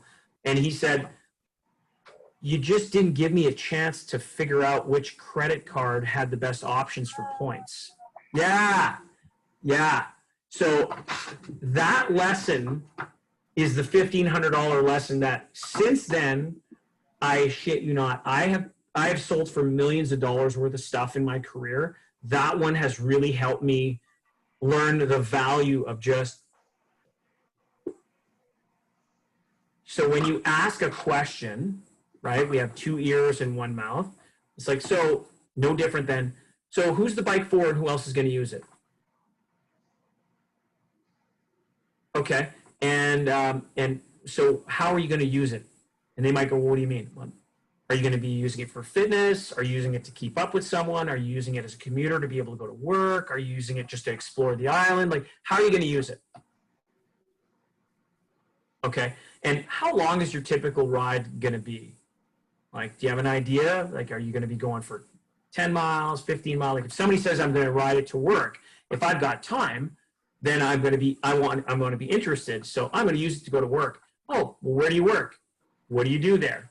If people are stopped, hey folks, be within a quick sec. All right, then I go back to my template. So I've asked, who's for, who else going to use it? How are you going to use it? So where are you going to ride it? Is it gravel? Is it dirt? Is it paved? Okay. And how long is your typical ride? And just any physical issues I need to know about quickly, because I want to get more butts on bikes. But if I've got time, no problem. I'm still going to ask a question. Listen. All right. Based on what you just told me, best, better, good, or either or. Get them out. Tell them how much time you need based on your popcorn effect that you want to be able to master so that you get everybody buying at the same time. It's awesome. When you ask for the sale, it's the same thing. And keeping in mind that the way that we communicate is 7% words, 38% tone, and 55% body language. So where you are, if you're getting people come in, even with a mask on, this gives away a lot. So what I learned from Tony, coming back to him, is he used to be, and I'm probably dating myself in terms of this, but do you remember back when computers were reasonably new, home computers were reasonably new, there were clones, right? This guy had a computer cloning company back here. And so his salespeople, that he taught them the value of just shutting up. Ask the question, shut it. And he said, Joe, what I learned, he knew the minute that I gave him a discount, when I came back, he purposefully he reverse negotiated. He went, he reeled me in as opposed to me reeling him in. It was brilliant. And I learned a lot from just that interaction. That $1,500 was worth me paying it, honestly, because since then I've learned some negotiating tactics that we're going to discuss, not on this call, but on a future call about what your negotiation range is. Because I'm sure you get asked, what kind of deal can you give me, right? You ever get that question? Ew, there is no negotiating. Okay, yeah. You know what I mean? We don't have any wiggle room, really. That's great. I don't dismiss the fact that you could be firm on the price. In fact, every Pedgo store I recommend, you need to be firm on the price. It doesn't change the fact that you'll have somebody ask, do you ever get asked a question? Always. Yeah, that's it. So then the question, then how we interact with them without insulting the buyer, right? Because we need to figure out what their expectation is. And one of my mentors would say that an expectation is a resentment in hiding. An expectation is a resentment in hiding. In other words, they have an I'll give you a great example, and I'm sure Shauna can hear me, but I'm telling the story anyways. So, so say for example, I'm out and it's, honey, can you make sure you pick up some almond milk on the way home? And I say, you got it, sweets. I'm on it. And then after dinner, somebody's deciding to have a coffee, or the next morning, somebody, you know, gets the bodem out and looks into the fridge and there's no almond milk in the fridge. The expectation is almond milk's going to be in the fridge. The instant resentment is, where's the almond milk? You're right? I mean, and yeah, totally at fault. It's happened, right? So, of course, I'm sorry, and you know, all that. So, but that's just it. So if your customers come in with their mindset is they have an expectation of you and or of Pedgo 58, that just because you're a small business that you're going to be able to discount. And I don't believe in discounting. I do believe in stacking value. And there's a difference, right? So never discount the price of the bike. That doesn't mean that we can't come up with a way that we can negotiate something that stacks value. Because yeah, discounting sucks. It digs into your bottom line. But see, what matters in your business is it's not the margin of the bike. What matters is the blended margin of your business.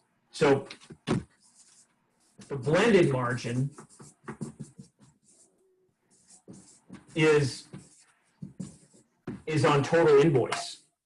So here's the way that, and I want to get into this exercise. We might as well jump into it because that was actually the next piece. I'm just going into my, yeah, we're going to leave them alone and then use a quote. So we're right here. We're right on schedule.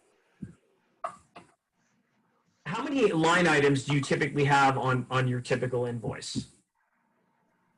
When somebody buys a Pedgo from you, how many line items are there? Like there's the bike, I'm assuming there's a battery, then like how many line items do you typically have? Give me an example. You buy anything extra if they want. Pardon me?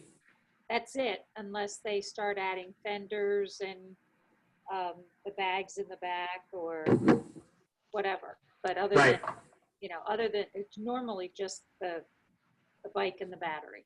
Okay, that's typically what you see on an invoice is 2 line items, the bike and the battery. Like when you sell people on average.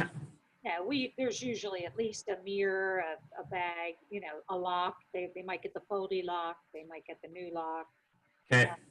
You know. So they're getting, so just give me I'm curious about what you think the number is on an invoice. There would be how many line items that you would show them, or how many line items would there be? There's the bike and the battery, and then they're buying what, 1 or 2 accessories. So there's 4 line items on average. Okay. That's typically the Pedgo line item number. If I could show you a way to be able to give every customer in your store an incredible buying experience, and you took this number from 4 to 14 per invoice, would that interest you? No, Joe, it wouldn't interest us. No. Next. Let me show you how this is done. Yeah. So I'm going to show you how to do this. And of course, for Matthew, he's going to go, how? What? So here's how you do it. You've sent somebody out on an extended test ride, right? Hey, you know what? Based on what you just told me, I want you to take off for about 10 minutes. And what you want to have is you want to have your quotes already prepared. Now, I can't tell you what these quotes are going to be like because I don't know what the accessories that you carry in store. I don't know what you have up on the walls. So you're going to have a homework assignment, and we could do it right now. And it'll take you like 5 minutes to just do one. In fact, we'll pause the video, and I'd like for you in the store, and Carly, you can just think of what are some of the accessories that would go on. Like, what would be your first question? What's your most popular bike that you typically sell? If inventory was good, you sell a lot of what? Is it the Beach Cruiser? Is it like the Interceptor? Interceptor or Boomerang Okay. has been a lot more lately. Okay. So let's play devil's advocate going with the best one. So we'll go Platinum Interceptor. Okay. And I'm going to show you what I mean. Guess who's sharing his screen again? So if you look at this, this is a quote that Pedgo San Diego originally, and this is a little older, right? Now actually, let me go to this one. Here's the Interceptor and Black Edition. So this used to be $41.95. It's now $39.95. But all things being equal, most stores would do the bike, the battery, and maybe a helmet and a lock. What happens now is, to take a look at this quote, it's $66.23.32. That's a lot of money before tax. And this is a quote. But this is an example of a store that went from 4 line items to over 10 on every invoice. And how does he do it? He's using exactly that. Mr. and Mrs. Customer go out for a ride. They come back and they go, so, Carly, what do you think? Oh, it was awesome. Terrific. Want to take it?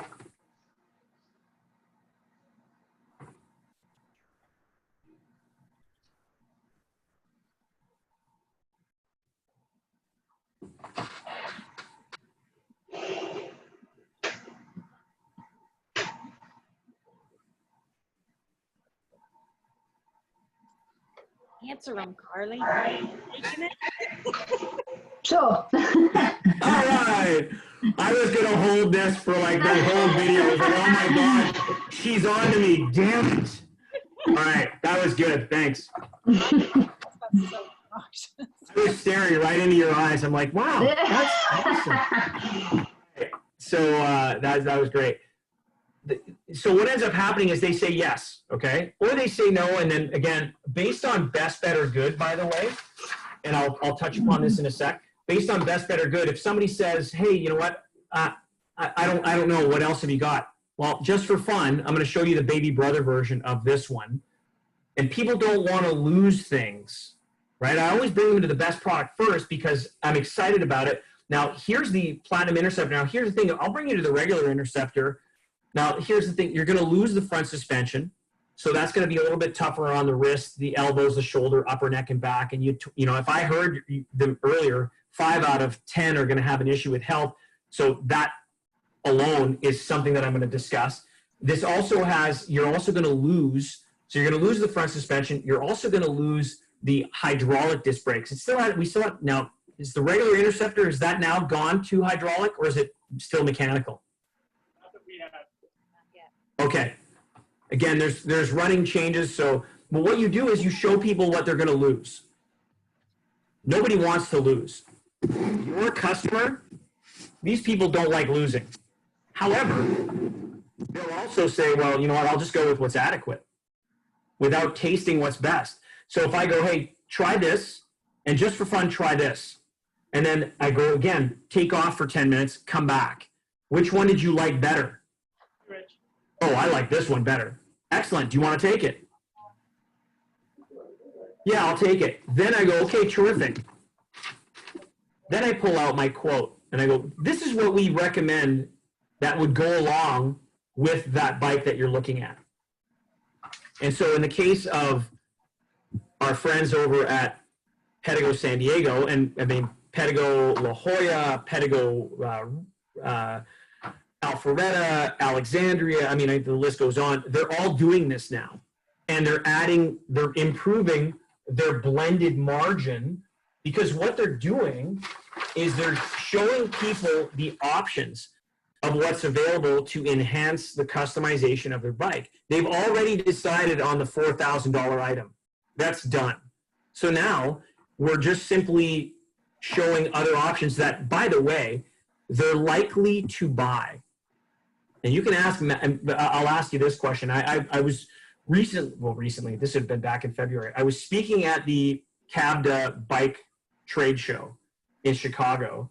And I asked the audience, I said, so how many of you have ever had somebody buy a bike and then they come in 2 weeks later with a box of stuff that they bought on Amazon and they're asking you to install it on their bike? Has that ever happened to you yet, Kathy? Oh, yeah. Yeah, right? And of that, almost everybody in the audience at CABDA raised their hand. And I said, here's the thing, and I hate to break it to you, it's your fault. And everybody in the audience was looking at me like I was like, what? I'm like, here's what happens. If you don't tell them that you have all these options, they're going to go shop for them over the 2 weeks, and then they're coming back to you because you're the trusted advisor, you're the expert, you're the resource, you're the service center. So they're going to say, hey, can you please install this? Now, you can do that and install it. You could either, most stores, feel like, oh shit, now I got to install it for free, or you can install it at a cost, and the customer's going to be like, well, I bought a bike from you. So it creates this little bit of strife. What I'm suggesting is if you do this and you have this quote putting together, you can go, well, here's what people typically purchase. And then you give the customer the right to choose to whether or not they want these upgrades. So it's like, okay, so how are you getting these bikes home? Or how are you getting your bike home? Like, how far is it? Are you going to ride it, or did you drive here? Okay, well, we have this really cool Thule Easy Fold car rack, and you can put up a couple of bikes on it. And some people go, well, I don't need a set. Well, okay, no problem. Let me scratch this off the list. So this is what gets interesting. When somebody says, what kind of deal can you give me? Hey, acknowledge, ask a question. Kathy, I totally appreciate that you're looking for a good deal. What is it on this list that I can strike off? I can help you save some money. I'm not negotiating. It sounds like I'm negotiating, but all I'm doing is I'm taking stuff off. I'm not discounting shit. It feels like a negotiation, doesn't it? So, hey, I appreciate that you're looking for a good deal. What is it on my list that I can scratch off to help save you some money?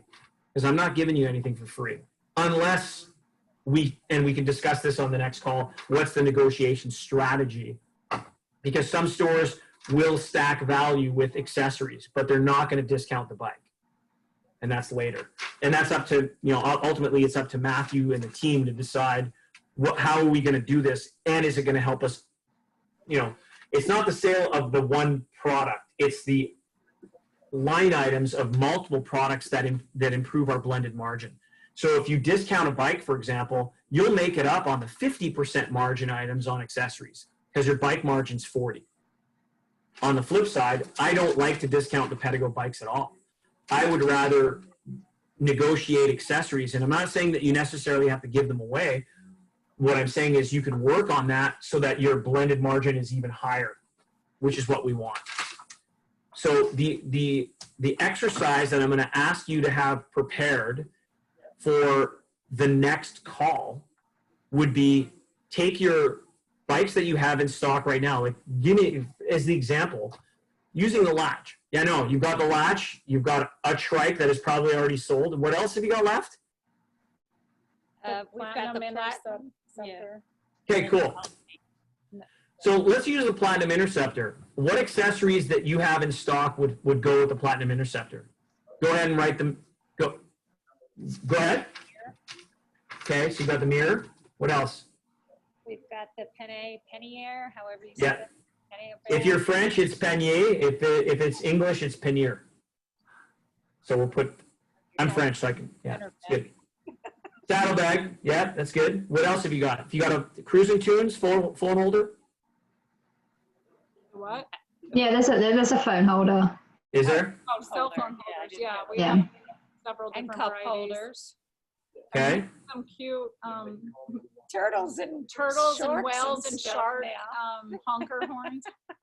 Okay, so they're horns, not bells. Yes. Okay. We do have bells too. So I'll put horn or bell because the Platinum doesn't come with a bell, does it? I thought they all did. I thought they did too, but somebody corrected me recently, and I don't have one in front of me. So can you tell me? She's gonna find out. We're gonna find out right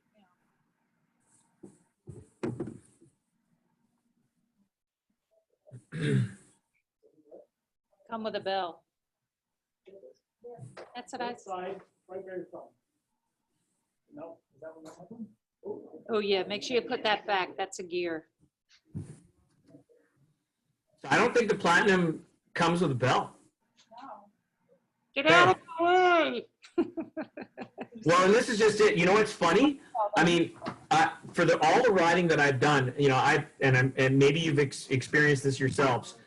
When you tell somebody on your left, thinking that they're going to look, what they end up doing is they move to the left, and then you crash into them. I've had this happen because you're just giving the heads up on your left, so now I'm like a fiend with the bell. Bing! I'm like 100 yards out. I'm slamming that bell 100 yards out so they hear me coming. Sorry, my convertible's down and it's raining. Oh my God, go. Babe, Get out of it, yeah. I'm gonna take the comfy seat. Yeah, that was unexpected. Oh, wow, okay. How far are you from the store, Carly? I'm only like 15, 20 minutes drive away. I'm not that far. Okay. And how about yourself? Shelley, how about? We live in the same neighborhood. Yeah, we were. Oh, really? Okay. Yeah. Yeah. That's right, because who was it that said, was it you, Shelley, that said you saw Kathy and Sunny in the same neighborhood as well? Like all three? Yeah. I knew them because they live on a street behind me. Got it. I knew them prior to working here and was friends with them before that. Got it. Okay. So as Kathy's going to go do that, like under the example of the Platinum, so far we've got, again, we know that we've got the bike and the battery. We've got the mirror, the pannier, the phone holder, the cup holder. And again, doesn't mean that everybody's going to take all of these items, but if you don't show them, you'll never sell them. And I'll tell you what, I've walked into stores where they had phone holders that were obsolete because they were for iPhone 4s. So like nobody's got a 4 anymore. Like the phone doesn't work in our society anymore. So now these things don't work unless you have some kind of universal. I'm just giving you the example. It was an iPhone 4. Or they had accessories that were sitting up on the wall and they say, well, we never sell these. And my question was, okay, is it because you never sell them or you never show them? And embarrassingly, it happens that people don't show them. Well, the use of having a prepared quote will drive up your line items, and it decreases the odds of somebody going on Amazon and walking in with a box of accessories that they would have bought from you anyways and saying, can you guys install these for me? And it's like, oh, shit. And then you can go, by the way, that thing in the box, it's right there on the slot wall.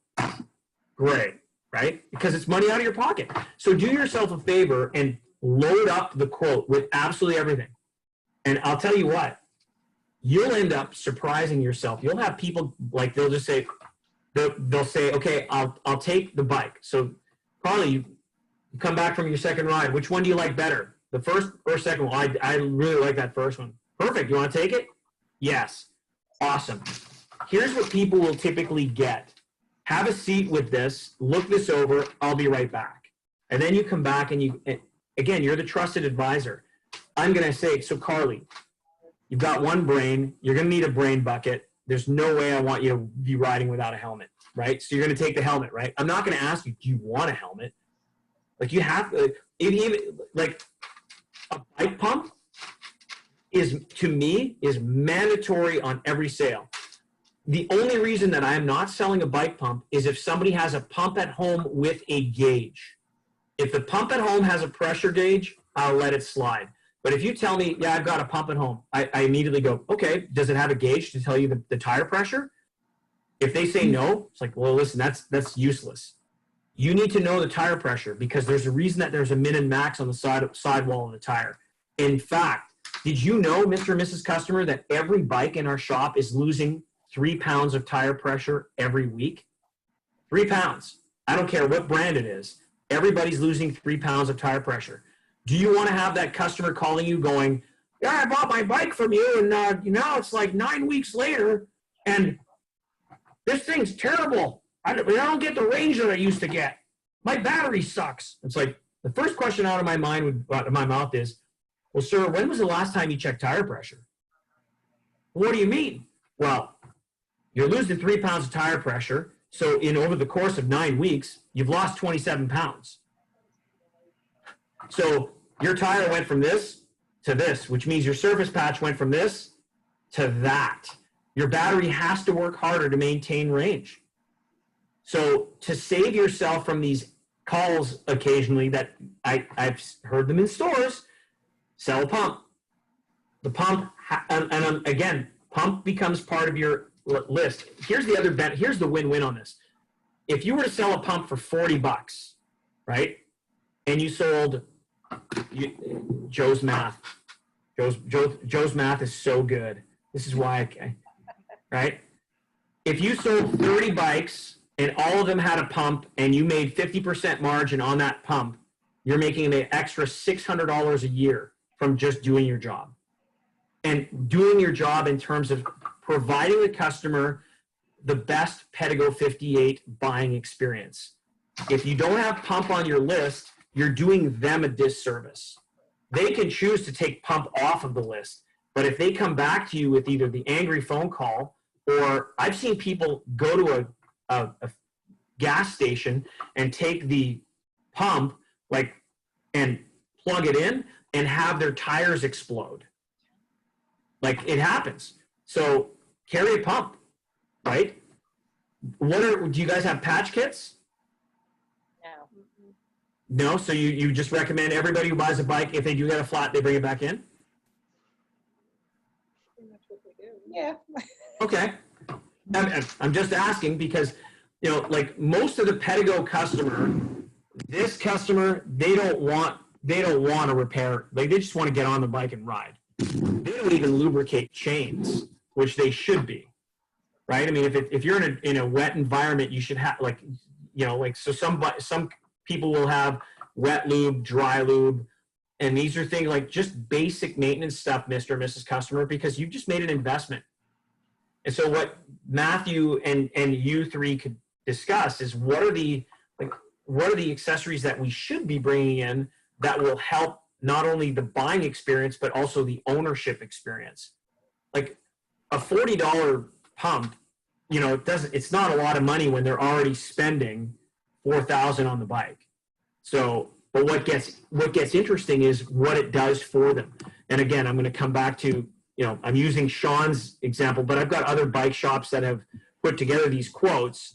And, you think of, here's a bell, here's a portable pump, a different pedal, a mirror, like a goop sealant, like there's and there's a regular floor pump, right?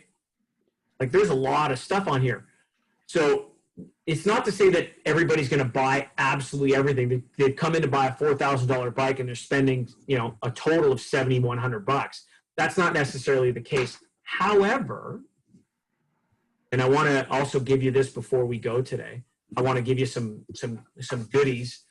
Again, it adds to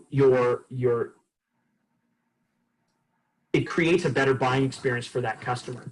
Now, when you have a great customer experience and somebody makes the purchase, how excited are they?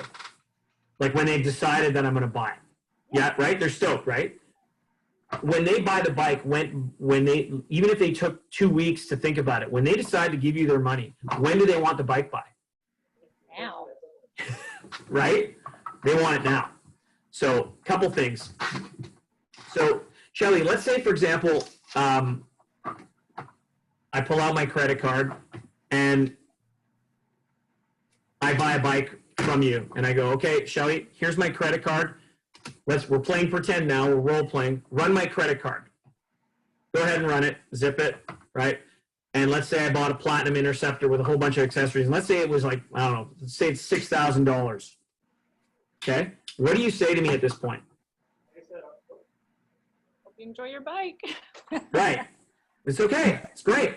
And that's the great thing to say. Now, I'm going to show you how my suggestion, okay? So give me your pretend credit card.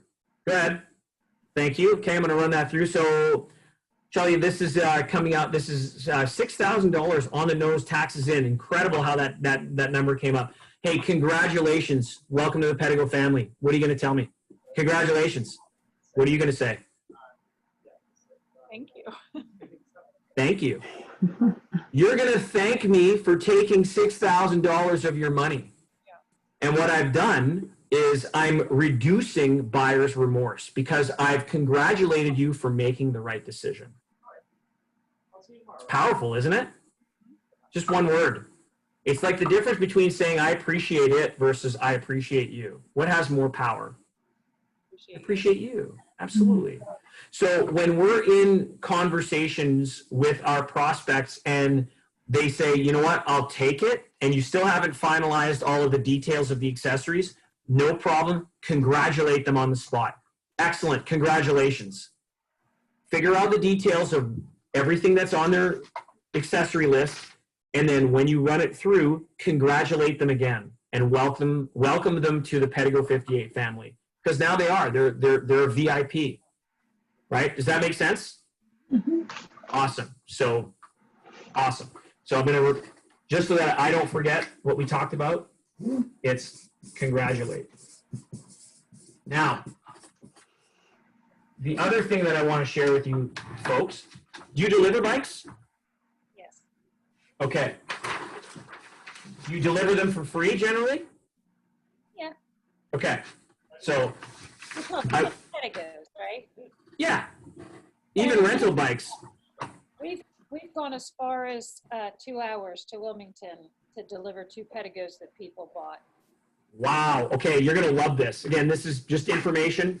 I used to do this in my exercise equipment store, and I've been showing this to Pedgo dealers, and they're going, I love it.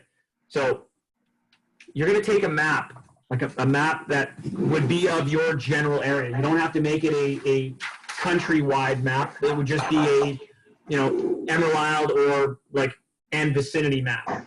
And what you're going to do is, and you can do this, you can print one off and get it laminated, or you can go to a shop, or you could buy it online. But get your map, and here's your store on the map, okay? Then you're going to get yourself a geometry set. And you're going to go build a circle, and then you're going to do a bigger circle, and then you're going to do a bigger circle. That one looked really good.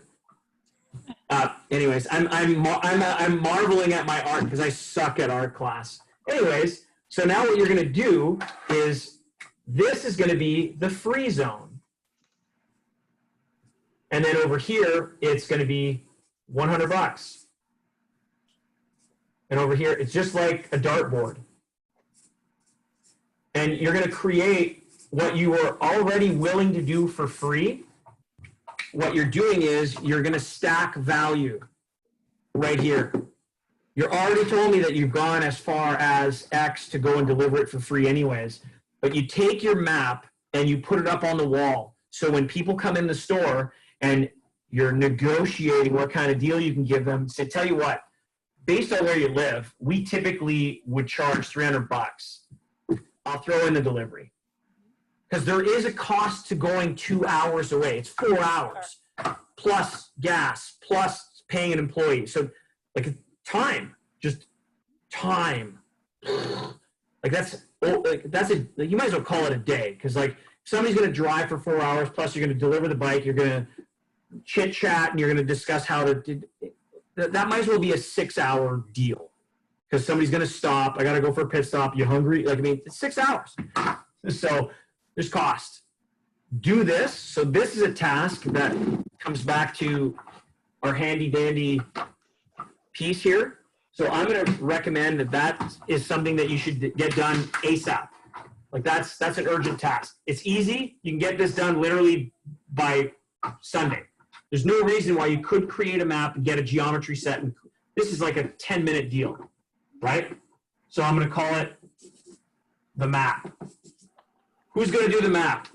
Somebody's got to do it. Without a doubt, Tony. Tony's doing it? Tony's already downloading it right now. He's not even on this call. And he's He just already knows. It's just in his brain. And so is Tony going to be will Tony have it? You're going to delegate the task to Tony, and it's going to be done by our next call? It'll be done by tonight. I love it. This kind of Okay. But this is the beauty of the urgent, important, non-urgent, non-important. You added a task, which you say, oh man, this is a no-brainer. Let's put it up on the list. We'll get it done. We're stacking value. I'm not having, because we're already doing it for free anyways, but there is value to that. And you can't allow people to walk all over you, because this is service that has a price. How do you separate yourself? What's the differentiating value that Pedgo 58 has over other places? We give a shit about our people. You guys do. I sent an email to Matthew, and I'm not blowing sunshine up your butts when I say this. I told him, I said, dude, I'm really proud of the team that you put together here. You can ask him. You can read the email.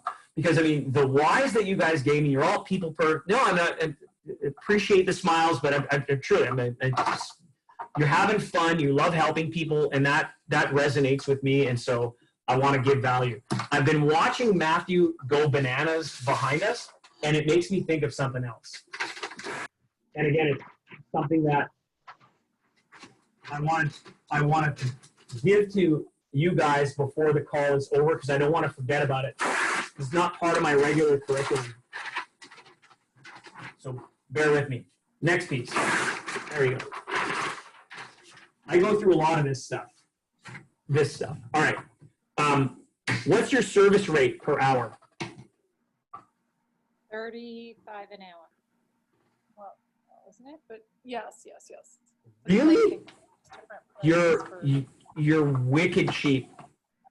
Oh, he knows that. He knows Yeah. that. Yeah. Like, that's, wow. Where's the nearest bicycle store or shop from you? Like the nearest one? About 8 miles from here.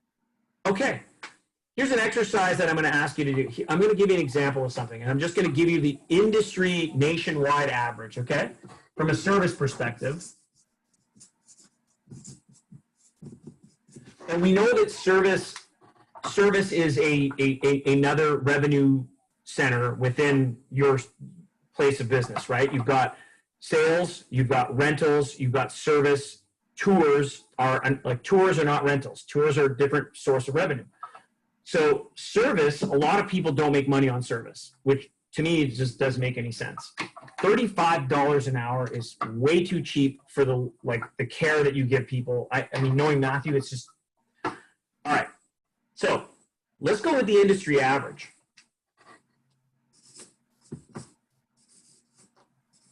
$99 an hour. Yeah. Well, Yeah. 99 an hour. On any type of, most bike shops are charging this now. They're going 99. However, hear me out. Then you have Pedgo 58, you would have the VIP price of, let's call it, could be 69, could be 59. I'm using this as the barometer. It's got to be a noticeable difference, right? The exercise is you call the 5 nearest bike shops from where you are. You call them and you go, hey, I'm just curious, what is your shop rate? Find out. Because if you're at the bottom of the totem pole, it's time to increase your price, period. So what will the market bear? I can tell you that the industry average, I'm not kidding, is this. There's some shops that charge even more, but average. The Pedgo stores that I've been dealing with, they typically charge about this price, but they do put together, they'll put together a VIP price. And what's VIP? This is for people that actually bought from you. You didn't buy the bike from us, we'll still take care of you. This is our rate. Now your rate can be different than this number. I'm just giving you this as the exercise. Here's your service rate. You didn't buy it from us, no problem. We'll take excellent care. We care for everybody who comes in. We love people that are on 2 wheels. The people that bought bikes from us, we take extra care of because, you know, they're part of our family. So they get the VIP rate, and VIPs also get front of the line service. So if, let's say, for example, and again, this is a choice, and this is just purely, I'm just talking here. Say, for example, somebody comes in with you ever hear of the brand Rad Power? Right? Most people have heard of Rad Power electric bikes. A lot of Pedgo stores are saying, I'm not going to touch a Rad Power. That's a choice. That's okay. My suggestion is I'll look at every bike. I'll look at it. I'm going to have a diagnostic fee. And while I look at your bike, hop on my bike while I'm looking at your bike. Just for fun, hop on my bike because I'm going to get more bobs while I'm looking at your other brand. Now, I'll look at it. I'm not saying I'm fixing it in the sense that if I'm not ordering parts, there's no way I would order parts of another brand. That's not my responsibility. I'm a authorized dealer, in this case, for Pedgo. So you can say, okay, I did the diagnosis and I think it's this, but I'm not an authorized dealer. And you can let people know this ahead of time. How was the ride on my bike, by the way? Right? Butts on bikes. If somebody brought in another brand, I would say, well, you need to take this bike with you because we don't have the space. Here's the diagnosis. You need to order these parts. And if you want to bring them back in, we could look at it and it's this price. So I'm never, go ahead. We're not allowed any other e-bikes in the shop. That's a policy and I respect that. Yeah, no, because one of the rad bikes batteries blew up and burnt down a whole Pedgo store. So it wasn't, it wasn't a rad power bike, but it was at Pedgo Dunedin. And but that wasn't the brand that blew up, but it was they did take in another brand because I had just done the training at Dunedin, it was at Caroline, and it wasn't even her fault. Her service guy, Rick, is a super guy, and he took the bike in and he left the bike overnight, and the batteries, they didn't explode, but they have the typical lithium-ion battery, cobalt manganese battery. What ends up happening is the filament broke, and it was a smoldering fire that you can't put it out. Like you can put it in sand, it will not go out until it's done. It doesn't burn out. It just keeps and the smoke literally destroys everything. I mean, it smells terrible, right? So that's what happened to Caroline. They didn't reopen, by the way. They've decided to drop it, which is really too bad because they had a really good business. But they were actually, what's interesting was they had built the sign. And I don't understand why Rick took on this other brand. Like they were already doing other bike brands. Like I'll give you an example. There's a store in Pedgo Carlsbad. Like they do 5 figures a month in service. 5 figures. Like that's over 10 grand a month. And I'm not sharing privileged information. John Orndorff is very open about his numbers in terms of service because he crushes it. And he does exactly what I'm suggesting. He fixes all brands of bikes, whether it's acoustic or electric. And if you have another electric brand, the deal is you got to take your bike out of my store before I close because I don't keep it here because I'm not an authorized dealer for that, and my insurance won't cover your battery, which is the right move. So it's just something you could talk about because this is revenue. But I don't dismiss what you're saying. My goal too, though, is if I get your bike in and it's on the stand, I can get you, on a test ride. Try my bike in the meantime. Or if you want, you can rent my bike in the meantime if this is going to be extended. But ultimately, and I'll share with you a quick story before I don't want to take too long because I know we're at our 2-hour time limit here. It was actually at Dunedin. They actually put together they built their own trike using Pedgo parts. So they went to, I want to say it was J&B, and I can find out because I'm still in contact with Caroline. It's a long story, but because I really felt for them with all that whole story. What ended up happening was there was a gentleman that came in, an older gentleman in his 70s, and his wife. And I was there doing the training like I am with you, but I was live. And then it was, I said, I'll go help him out. And I showed them the boomerang. But this guy's knees and hips were so bad, and he had a hip replacement. He just couldn't even, it wasn't the step over, it was like, I call it a walkover design on the boomerang. It wasn't that. It was the actual rotation of the pedal. Even with his saddle up high, his rotation of the knee coming up was such where he just couldn't do it. It put too much stress on his hip. it was too much. But the recumbent position allowed him to be able to rotate because his knee wasn't coming so close to his chest. Does that make sense from an ergonomic standpoint? So we got him on this trike, and we got him on the Pedgo trike, and it was okay. And then they had built a trike with Pedgo electric parts, but they bought the trike from another manufacturer. Just talking out loud, because if you can access parts, and if you want me to find out for you if you can do it, because I'm sure you guys could pull it off.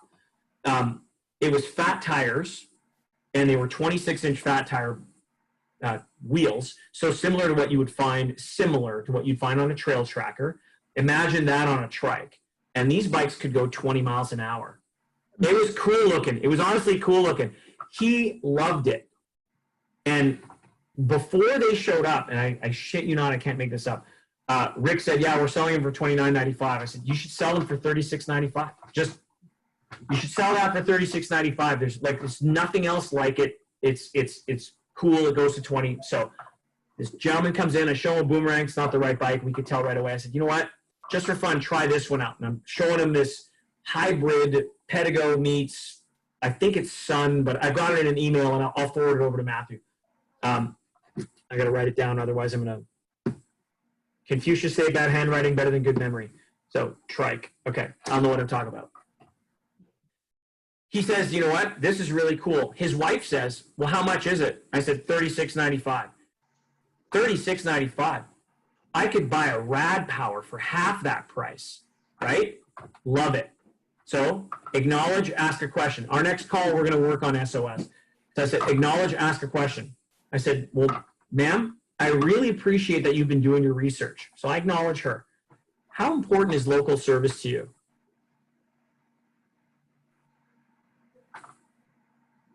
And she goes, well, it's really important. I said, okay, so the Rad Power you'd buy online. Where are you going to get it fixed? Well, I don't know. I said, and then I looked over at Rick. I said, do you fix Rad Power? He goes, no, we don't repair those. He goes, in fact, nobody repairs them. The husband pulls out his credit card and says, we'll take it. Right? So what most Pedgo stores typically would do in the past is when somebody would say, well, I can buy a Rad Power for half the price, their emotional reaction, which is why the SOS is so important. When emotions go up, intelligence goes down. I'd be the first person to say it. I'm an emotional guy. I say stupid shit that I regret later all the time. Shauna, right? She's like, oh, he does it all the time. Not that she sounds like that. For some reason, when I imitate Shauna, she sounds like this. And then when she imitates me, I sound like this. I don't know why that is. You imitate your significant others if it's a man, and you imitate men, and we all sound dumber in the posts. I don't know why that is. The other day, I did that. Do you hear Carly when I did that? And I said, I was acting like Matthew. Sonny called, and I said, okay. I don't talk like that. And women don't talk like this when guys talk. It is. I like observing these things. So anyways, just think about it. When emotions go up, intelligence goes down. We love, you've even said it, we love the product, the Pedgo experience. We love working with people. We love we love the brand. So if somebody says, well, wow, that's really expensive, the emotional response is, well, compared to what? And you get all flustered. The emotional response to somebody saying, well, I can get this for half the price online. Typical Pedgo stores will say, well, if you buy it online, you can't get service. And they're correct. However, the response comes off as, you go on defense, but it comes off as offensive. So the goal is, okay, acknowledge, keep your cool, and then ask the question. So it was, ma'am, I totally appreciate that you've done your research. That's awesome. I'm curious, how important is local service to you? She answered the question by saying it's very important. It's me basically saying, if you buy it online, you're not going to get it fixed. Because ultimately, if you look at all of our bikes, we have a service department for a reason. Every one of these bikes requires maintenance. It's kind of like in a car. You're going to need an oil change. That's maintenance. Now, if you ever require service, It's like you didn't do the oil change. That's when your engine blows up. That's really expensive. So the cool thing about us is we do preventative maintenance, regular maintenance, and then we also do service, and we stock all our parts. And for whatever we don't have, we've got a company that's very quick with a 5-year unbelievable warranty. So I'm going to ask the question first. Appreciate that you've done your research. How important is local service to you? You'll win. Does that make sense? Mm-hmm. All right. So you might want to discuss this part with Matthew in terms of, like, you can change the numbers, but I think, like, the first thing that I would do is, and I'm going to highly recommend it, and maybe Tony can do this, call 5 shops for service. Like, get the service rates of other people. It's service rate. Because if the service rate that you're offering is so cheap, it becomes way too much work. If you can increase that service rate from $35 to even $45 and nothing changes, it's just the fact that you're making an extra $10. You're going to tell me that Matthew and Sonny aren't worth it? That you're not worth it? It all comes back to you guys. You don't think Matthew did that homework already before he made that rate? The answer to that is I'm not sure. And you don't know Matthew. No, yeah, I don't. But a lot of stores are under, like, you might want to reconsider. And let me ask you this. When was the last time any of you have gone into the other, like, you said, what, 8 miles away is another bike shop? Yes. Would you call them a competitor, so to speak? No. The only reason is because he's on the other side of the bridge. And Okay. Miles. People do, when they're on vacation, they blow. They don't leave the bridge. They don't want to go over the bridge. Fair enough. I would, again, it's information. Sure. If you can increase your rate, if you're, like, I mean, the one thing about, like, I find this that's fascinating is that if most shops are at 99 and you guys are at 35, like, there's a big disparity. There's, you're the first shop I hear under $50 in a long time. Yeah. Carly's got people coming in. Excellent. Hey, people coming in. We saw you. It's my daughter. She's getting ready to go to work. All right. Well, listen, we've had our 2-hour time frame, so we're on the next call. As I look at my, we're on the next call on Wednesday of next week on the 22nd. So the homework assignment that I'm going to ask for you to do is take even the bikes that you don't currently have in stock, but your popular bikes, put together your quote list. Have those ready for me for Wednesday. It'll take you literally, like, look through the store and go, oh, that would go on that bike. That would go on that bike. Then you can put together this, like you see here, you can put together the Black Edition and the Platinum Edition. The City Commuter and the Interceptor are on the same quote. So you just lump them together. You'll really realistically have like 5 quotes that you're going to run with. And everything that can go on it, mag wheels, Bluetooth helmet, all of it. Use that as a template, and you'll see you're going to be able to increase your line items per invoice, have fewer people coming in with accessories that they want you to, that they bought somewhere else. They're your sales. You've earned them. All right. All right, Joe, I'm not going to be around next Wednesday. I'm going to be out of town, so I'll miss that meeting, but I'll be on the next one. Okay. Well, I'll see you in a week. And the other 2 ladies, I'll see you in less than a week. And for everybody, have yourself a great weekend. You too. Okay, guys. Thank you. See ya. Bye. Bye. Bye.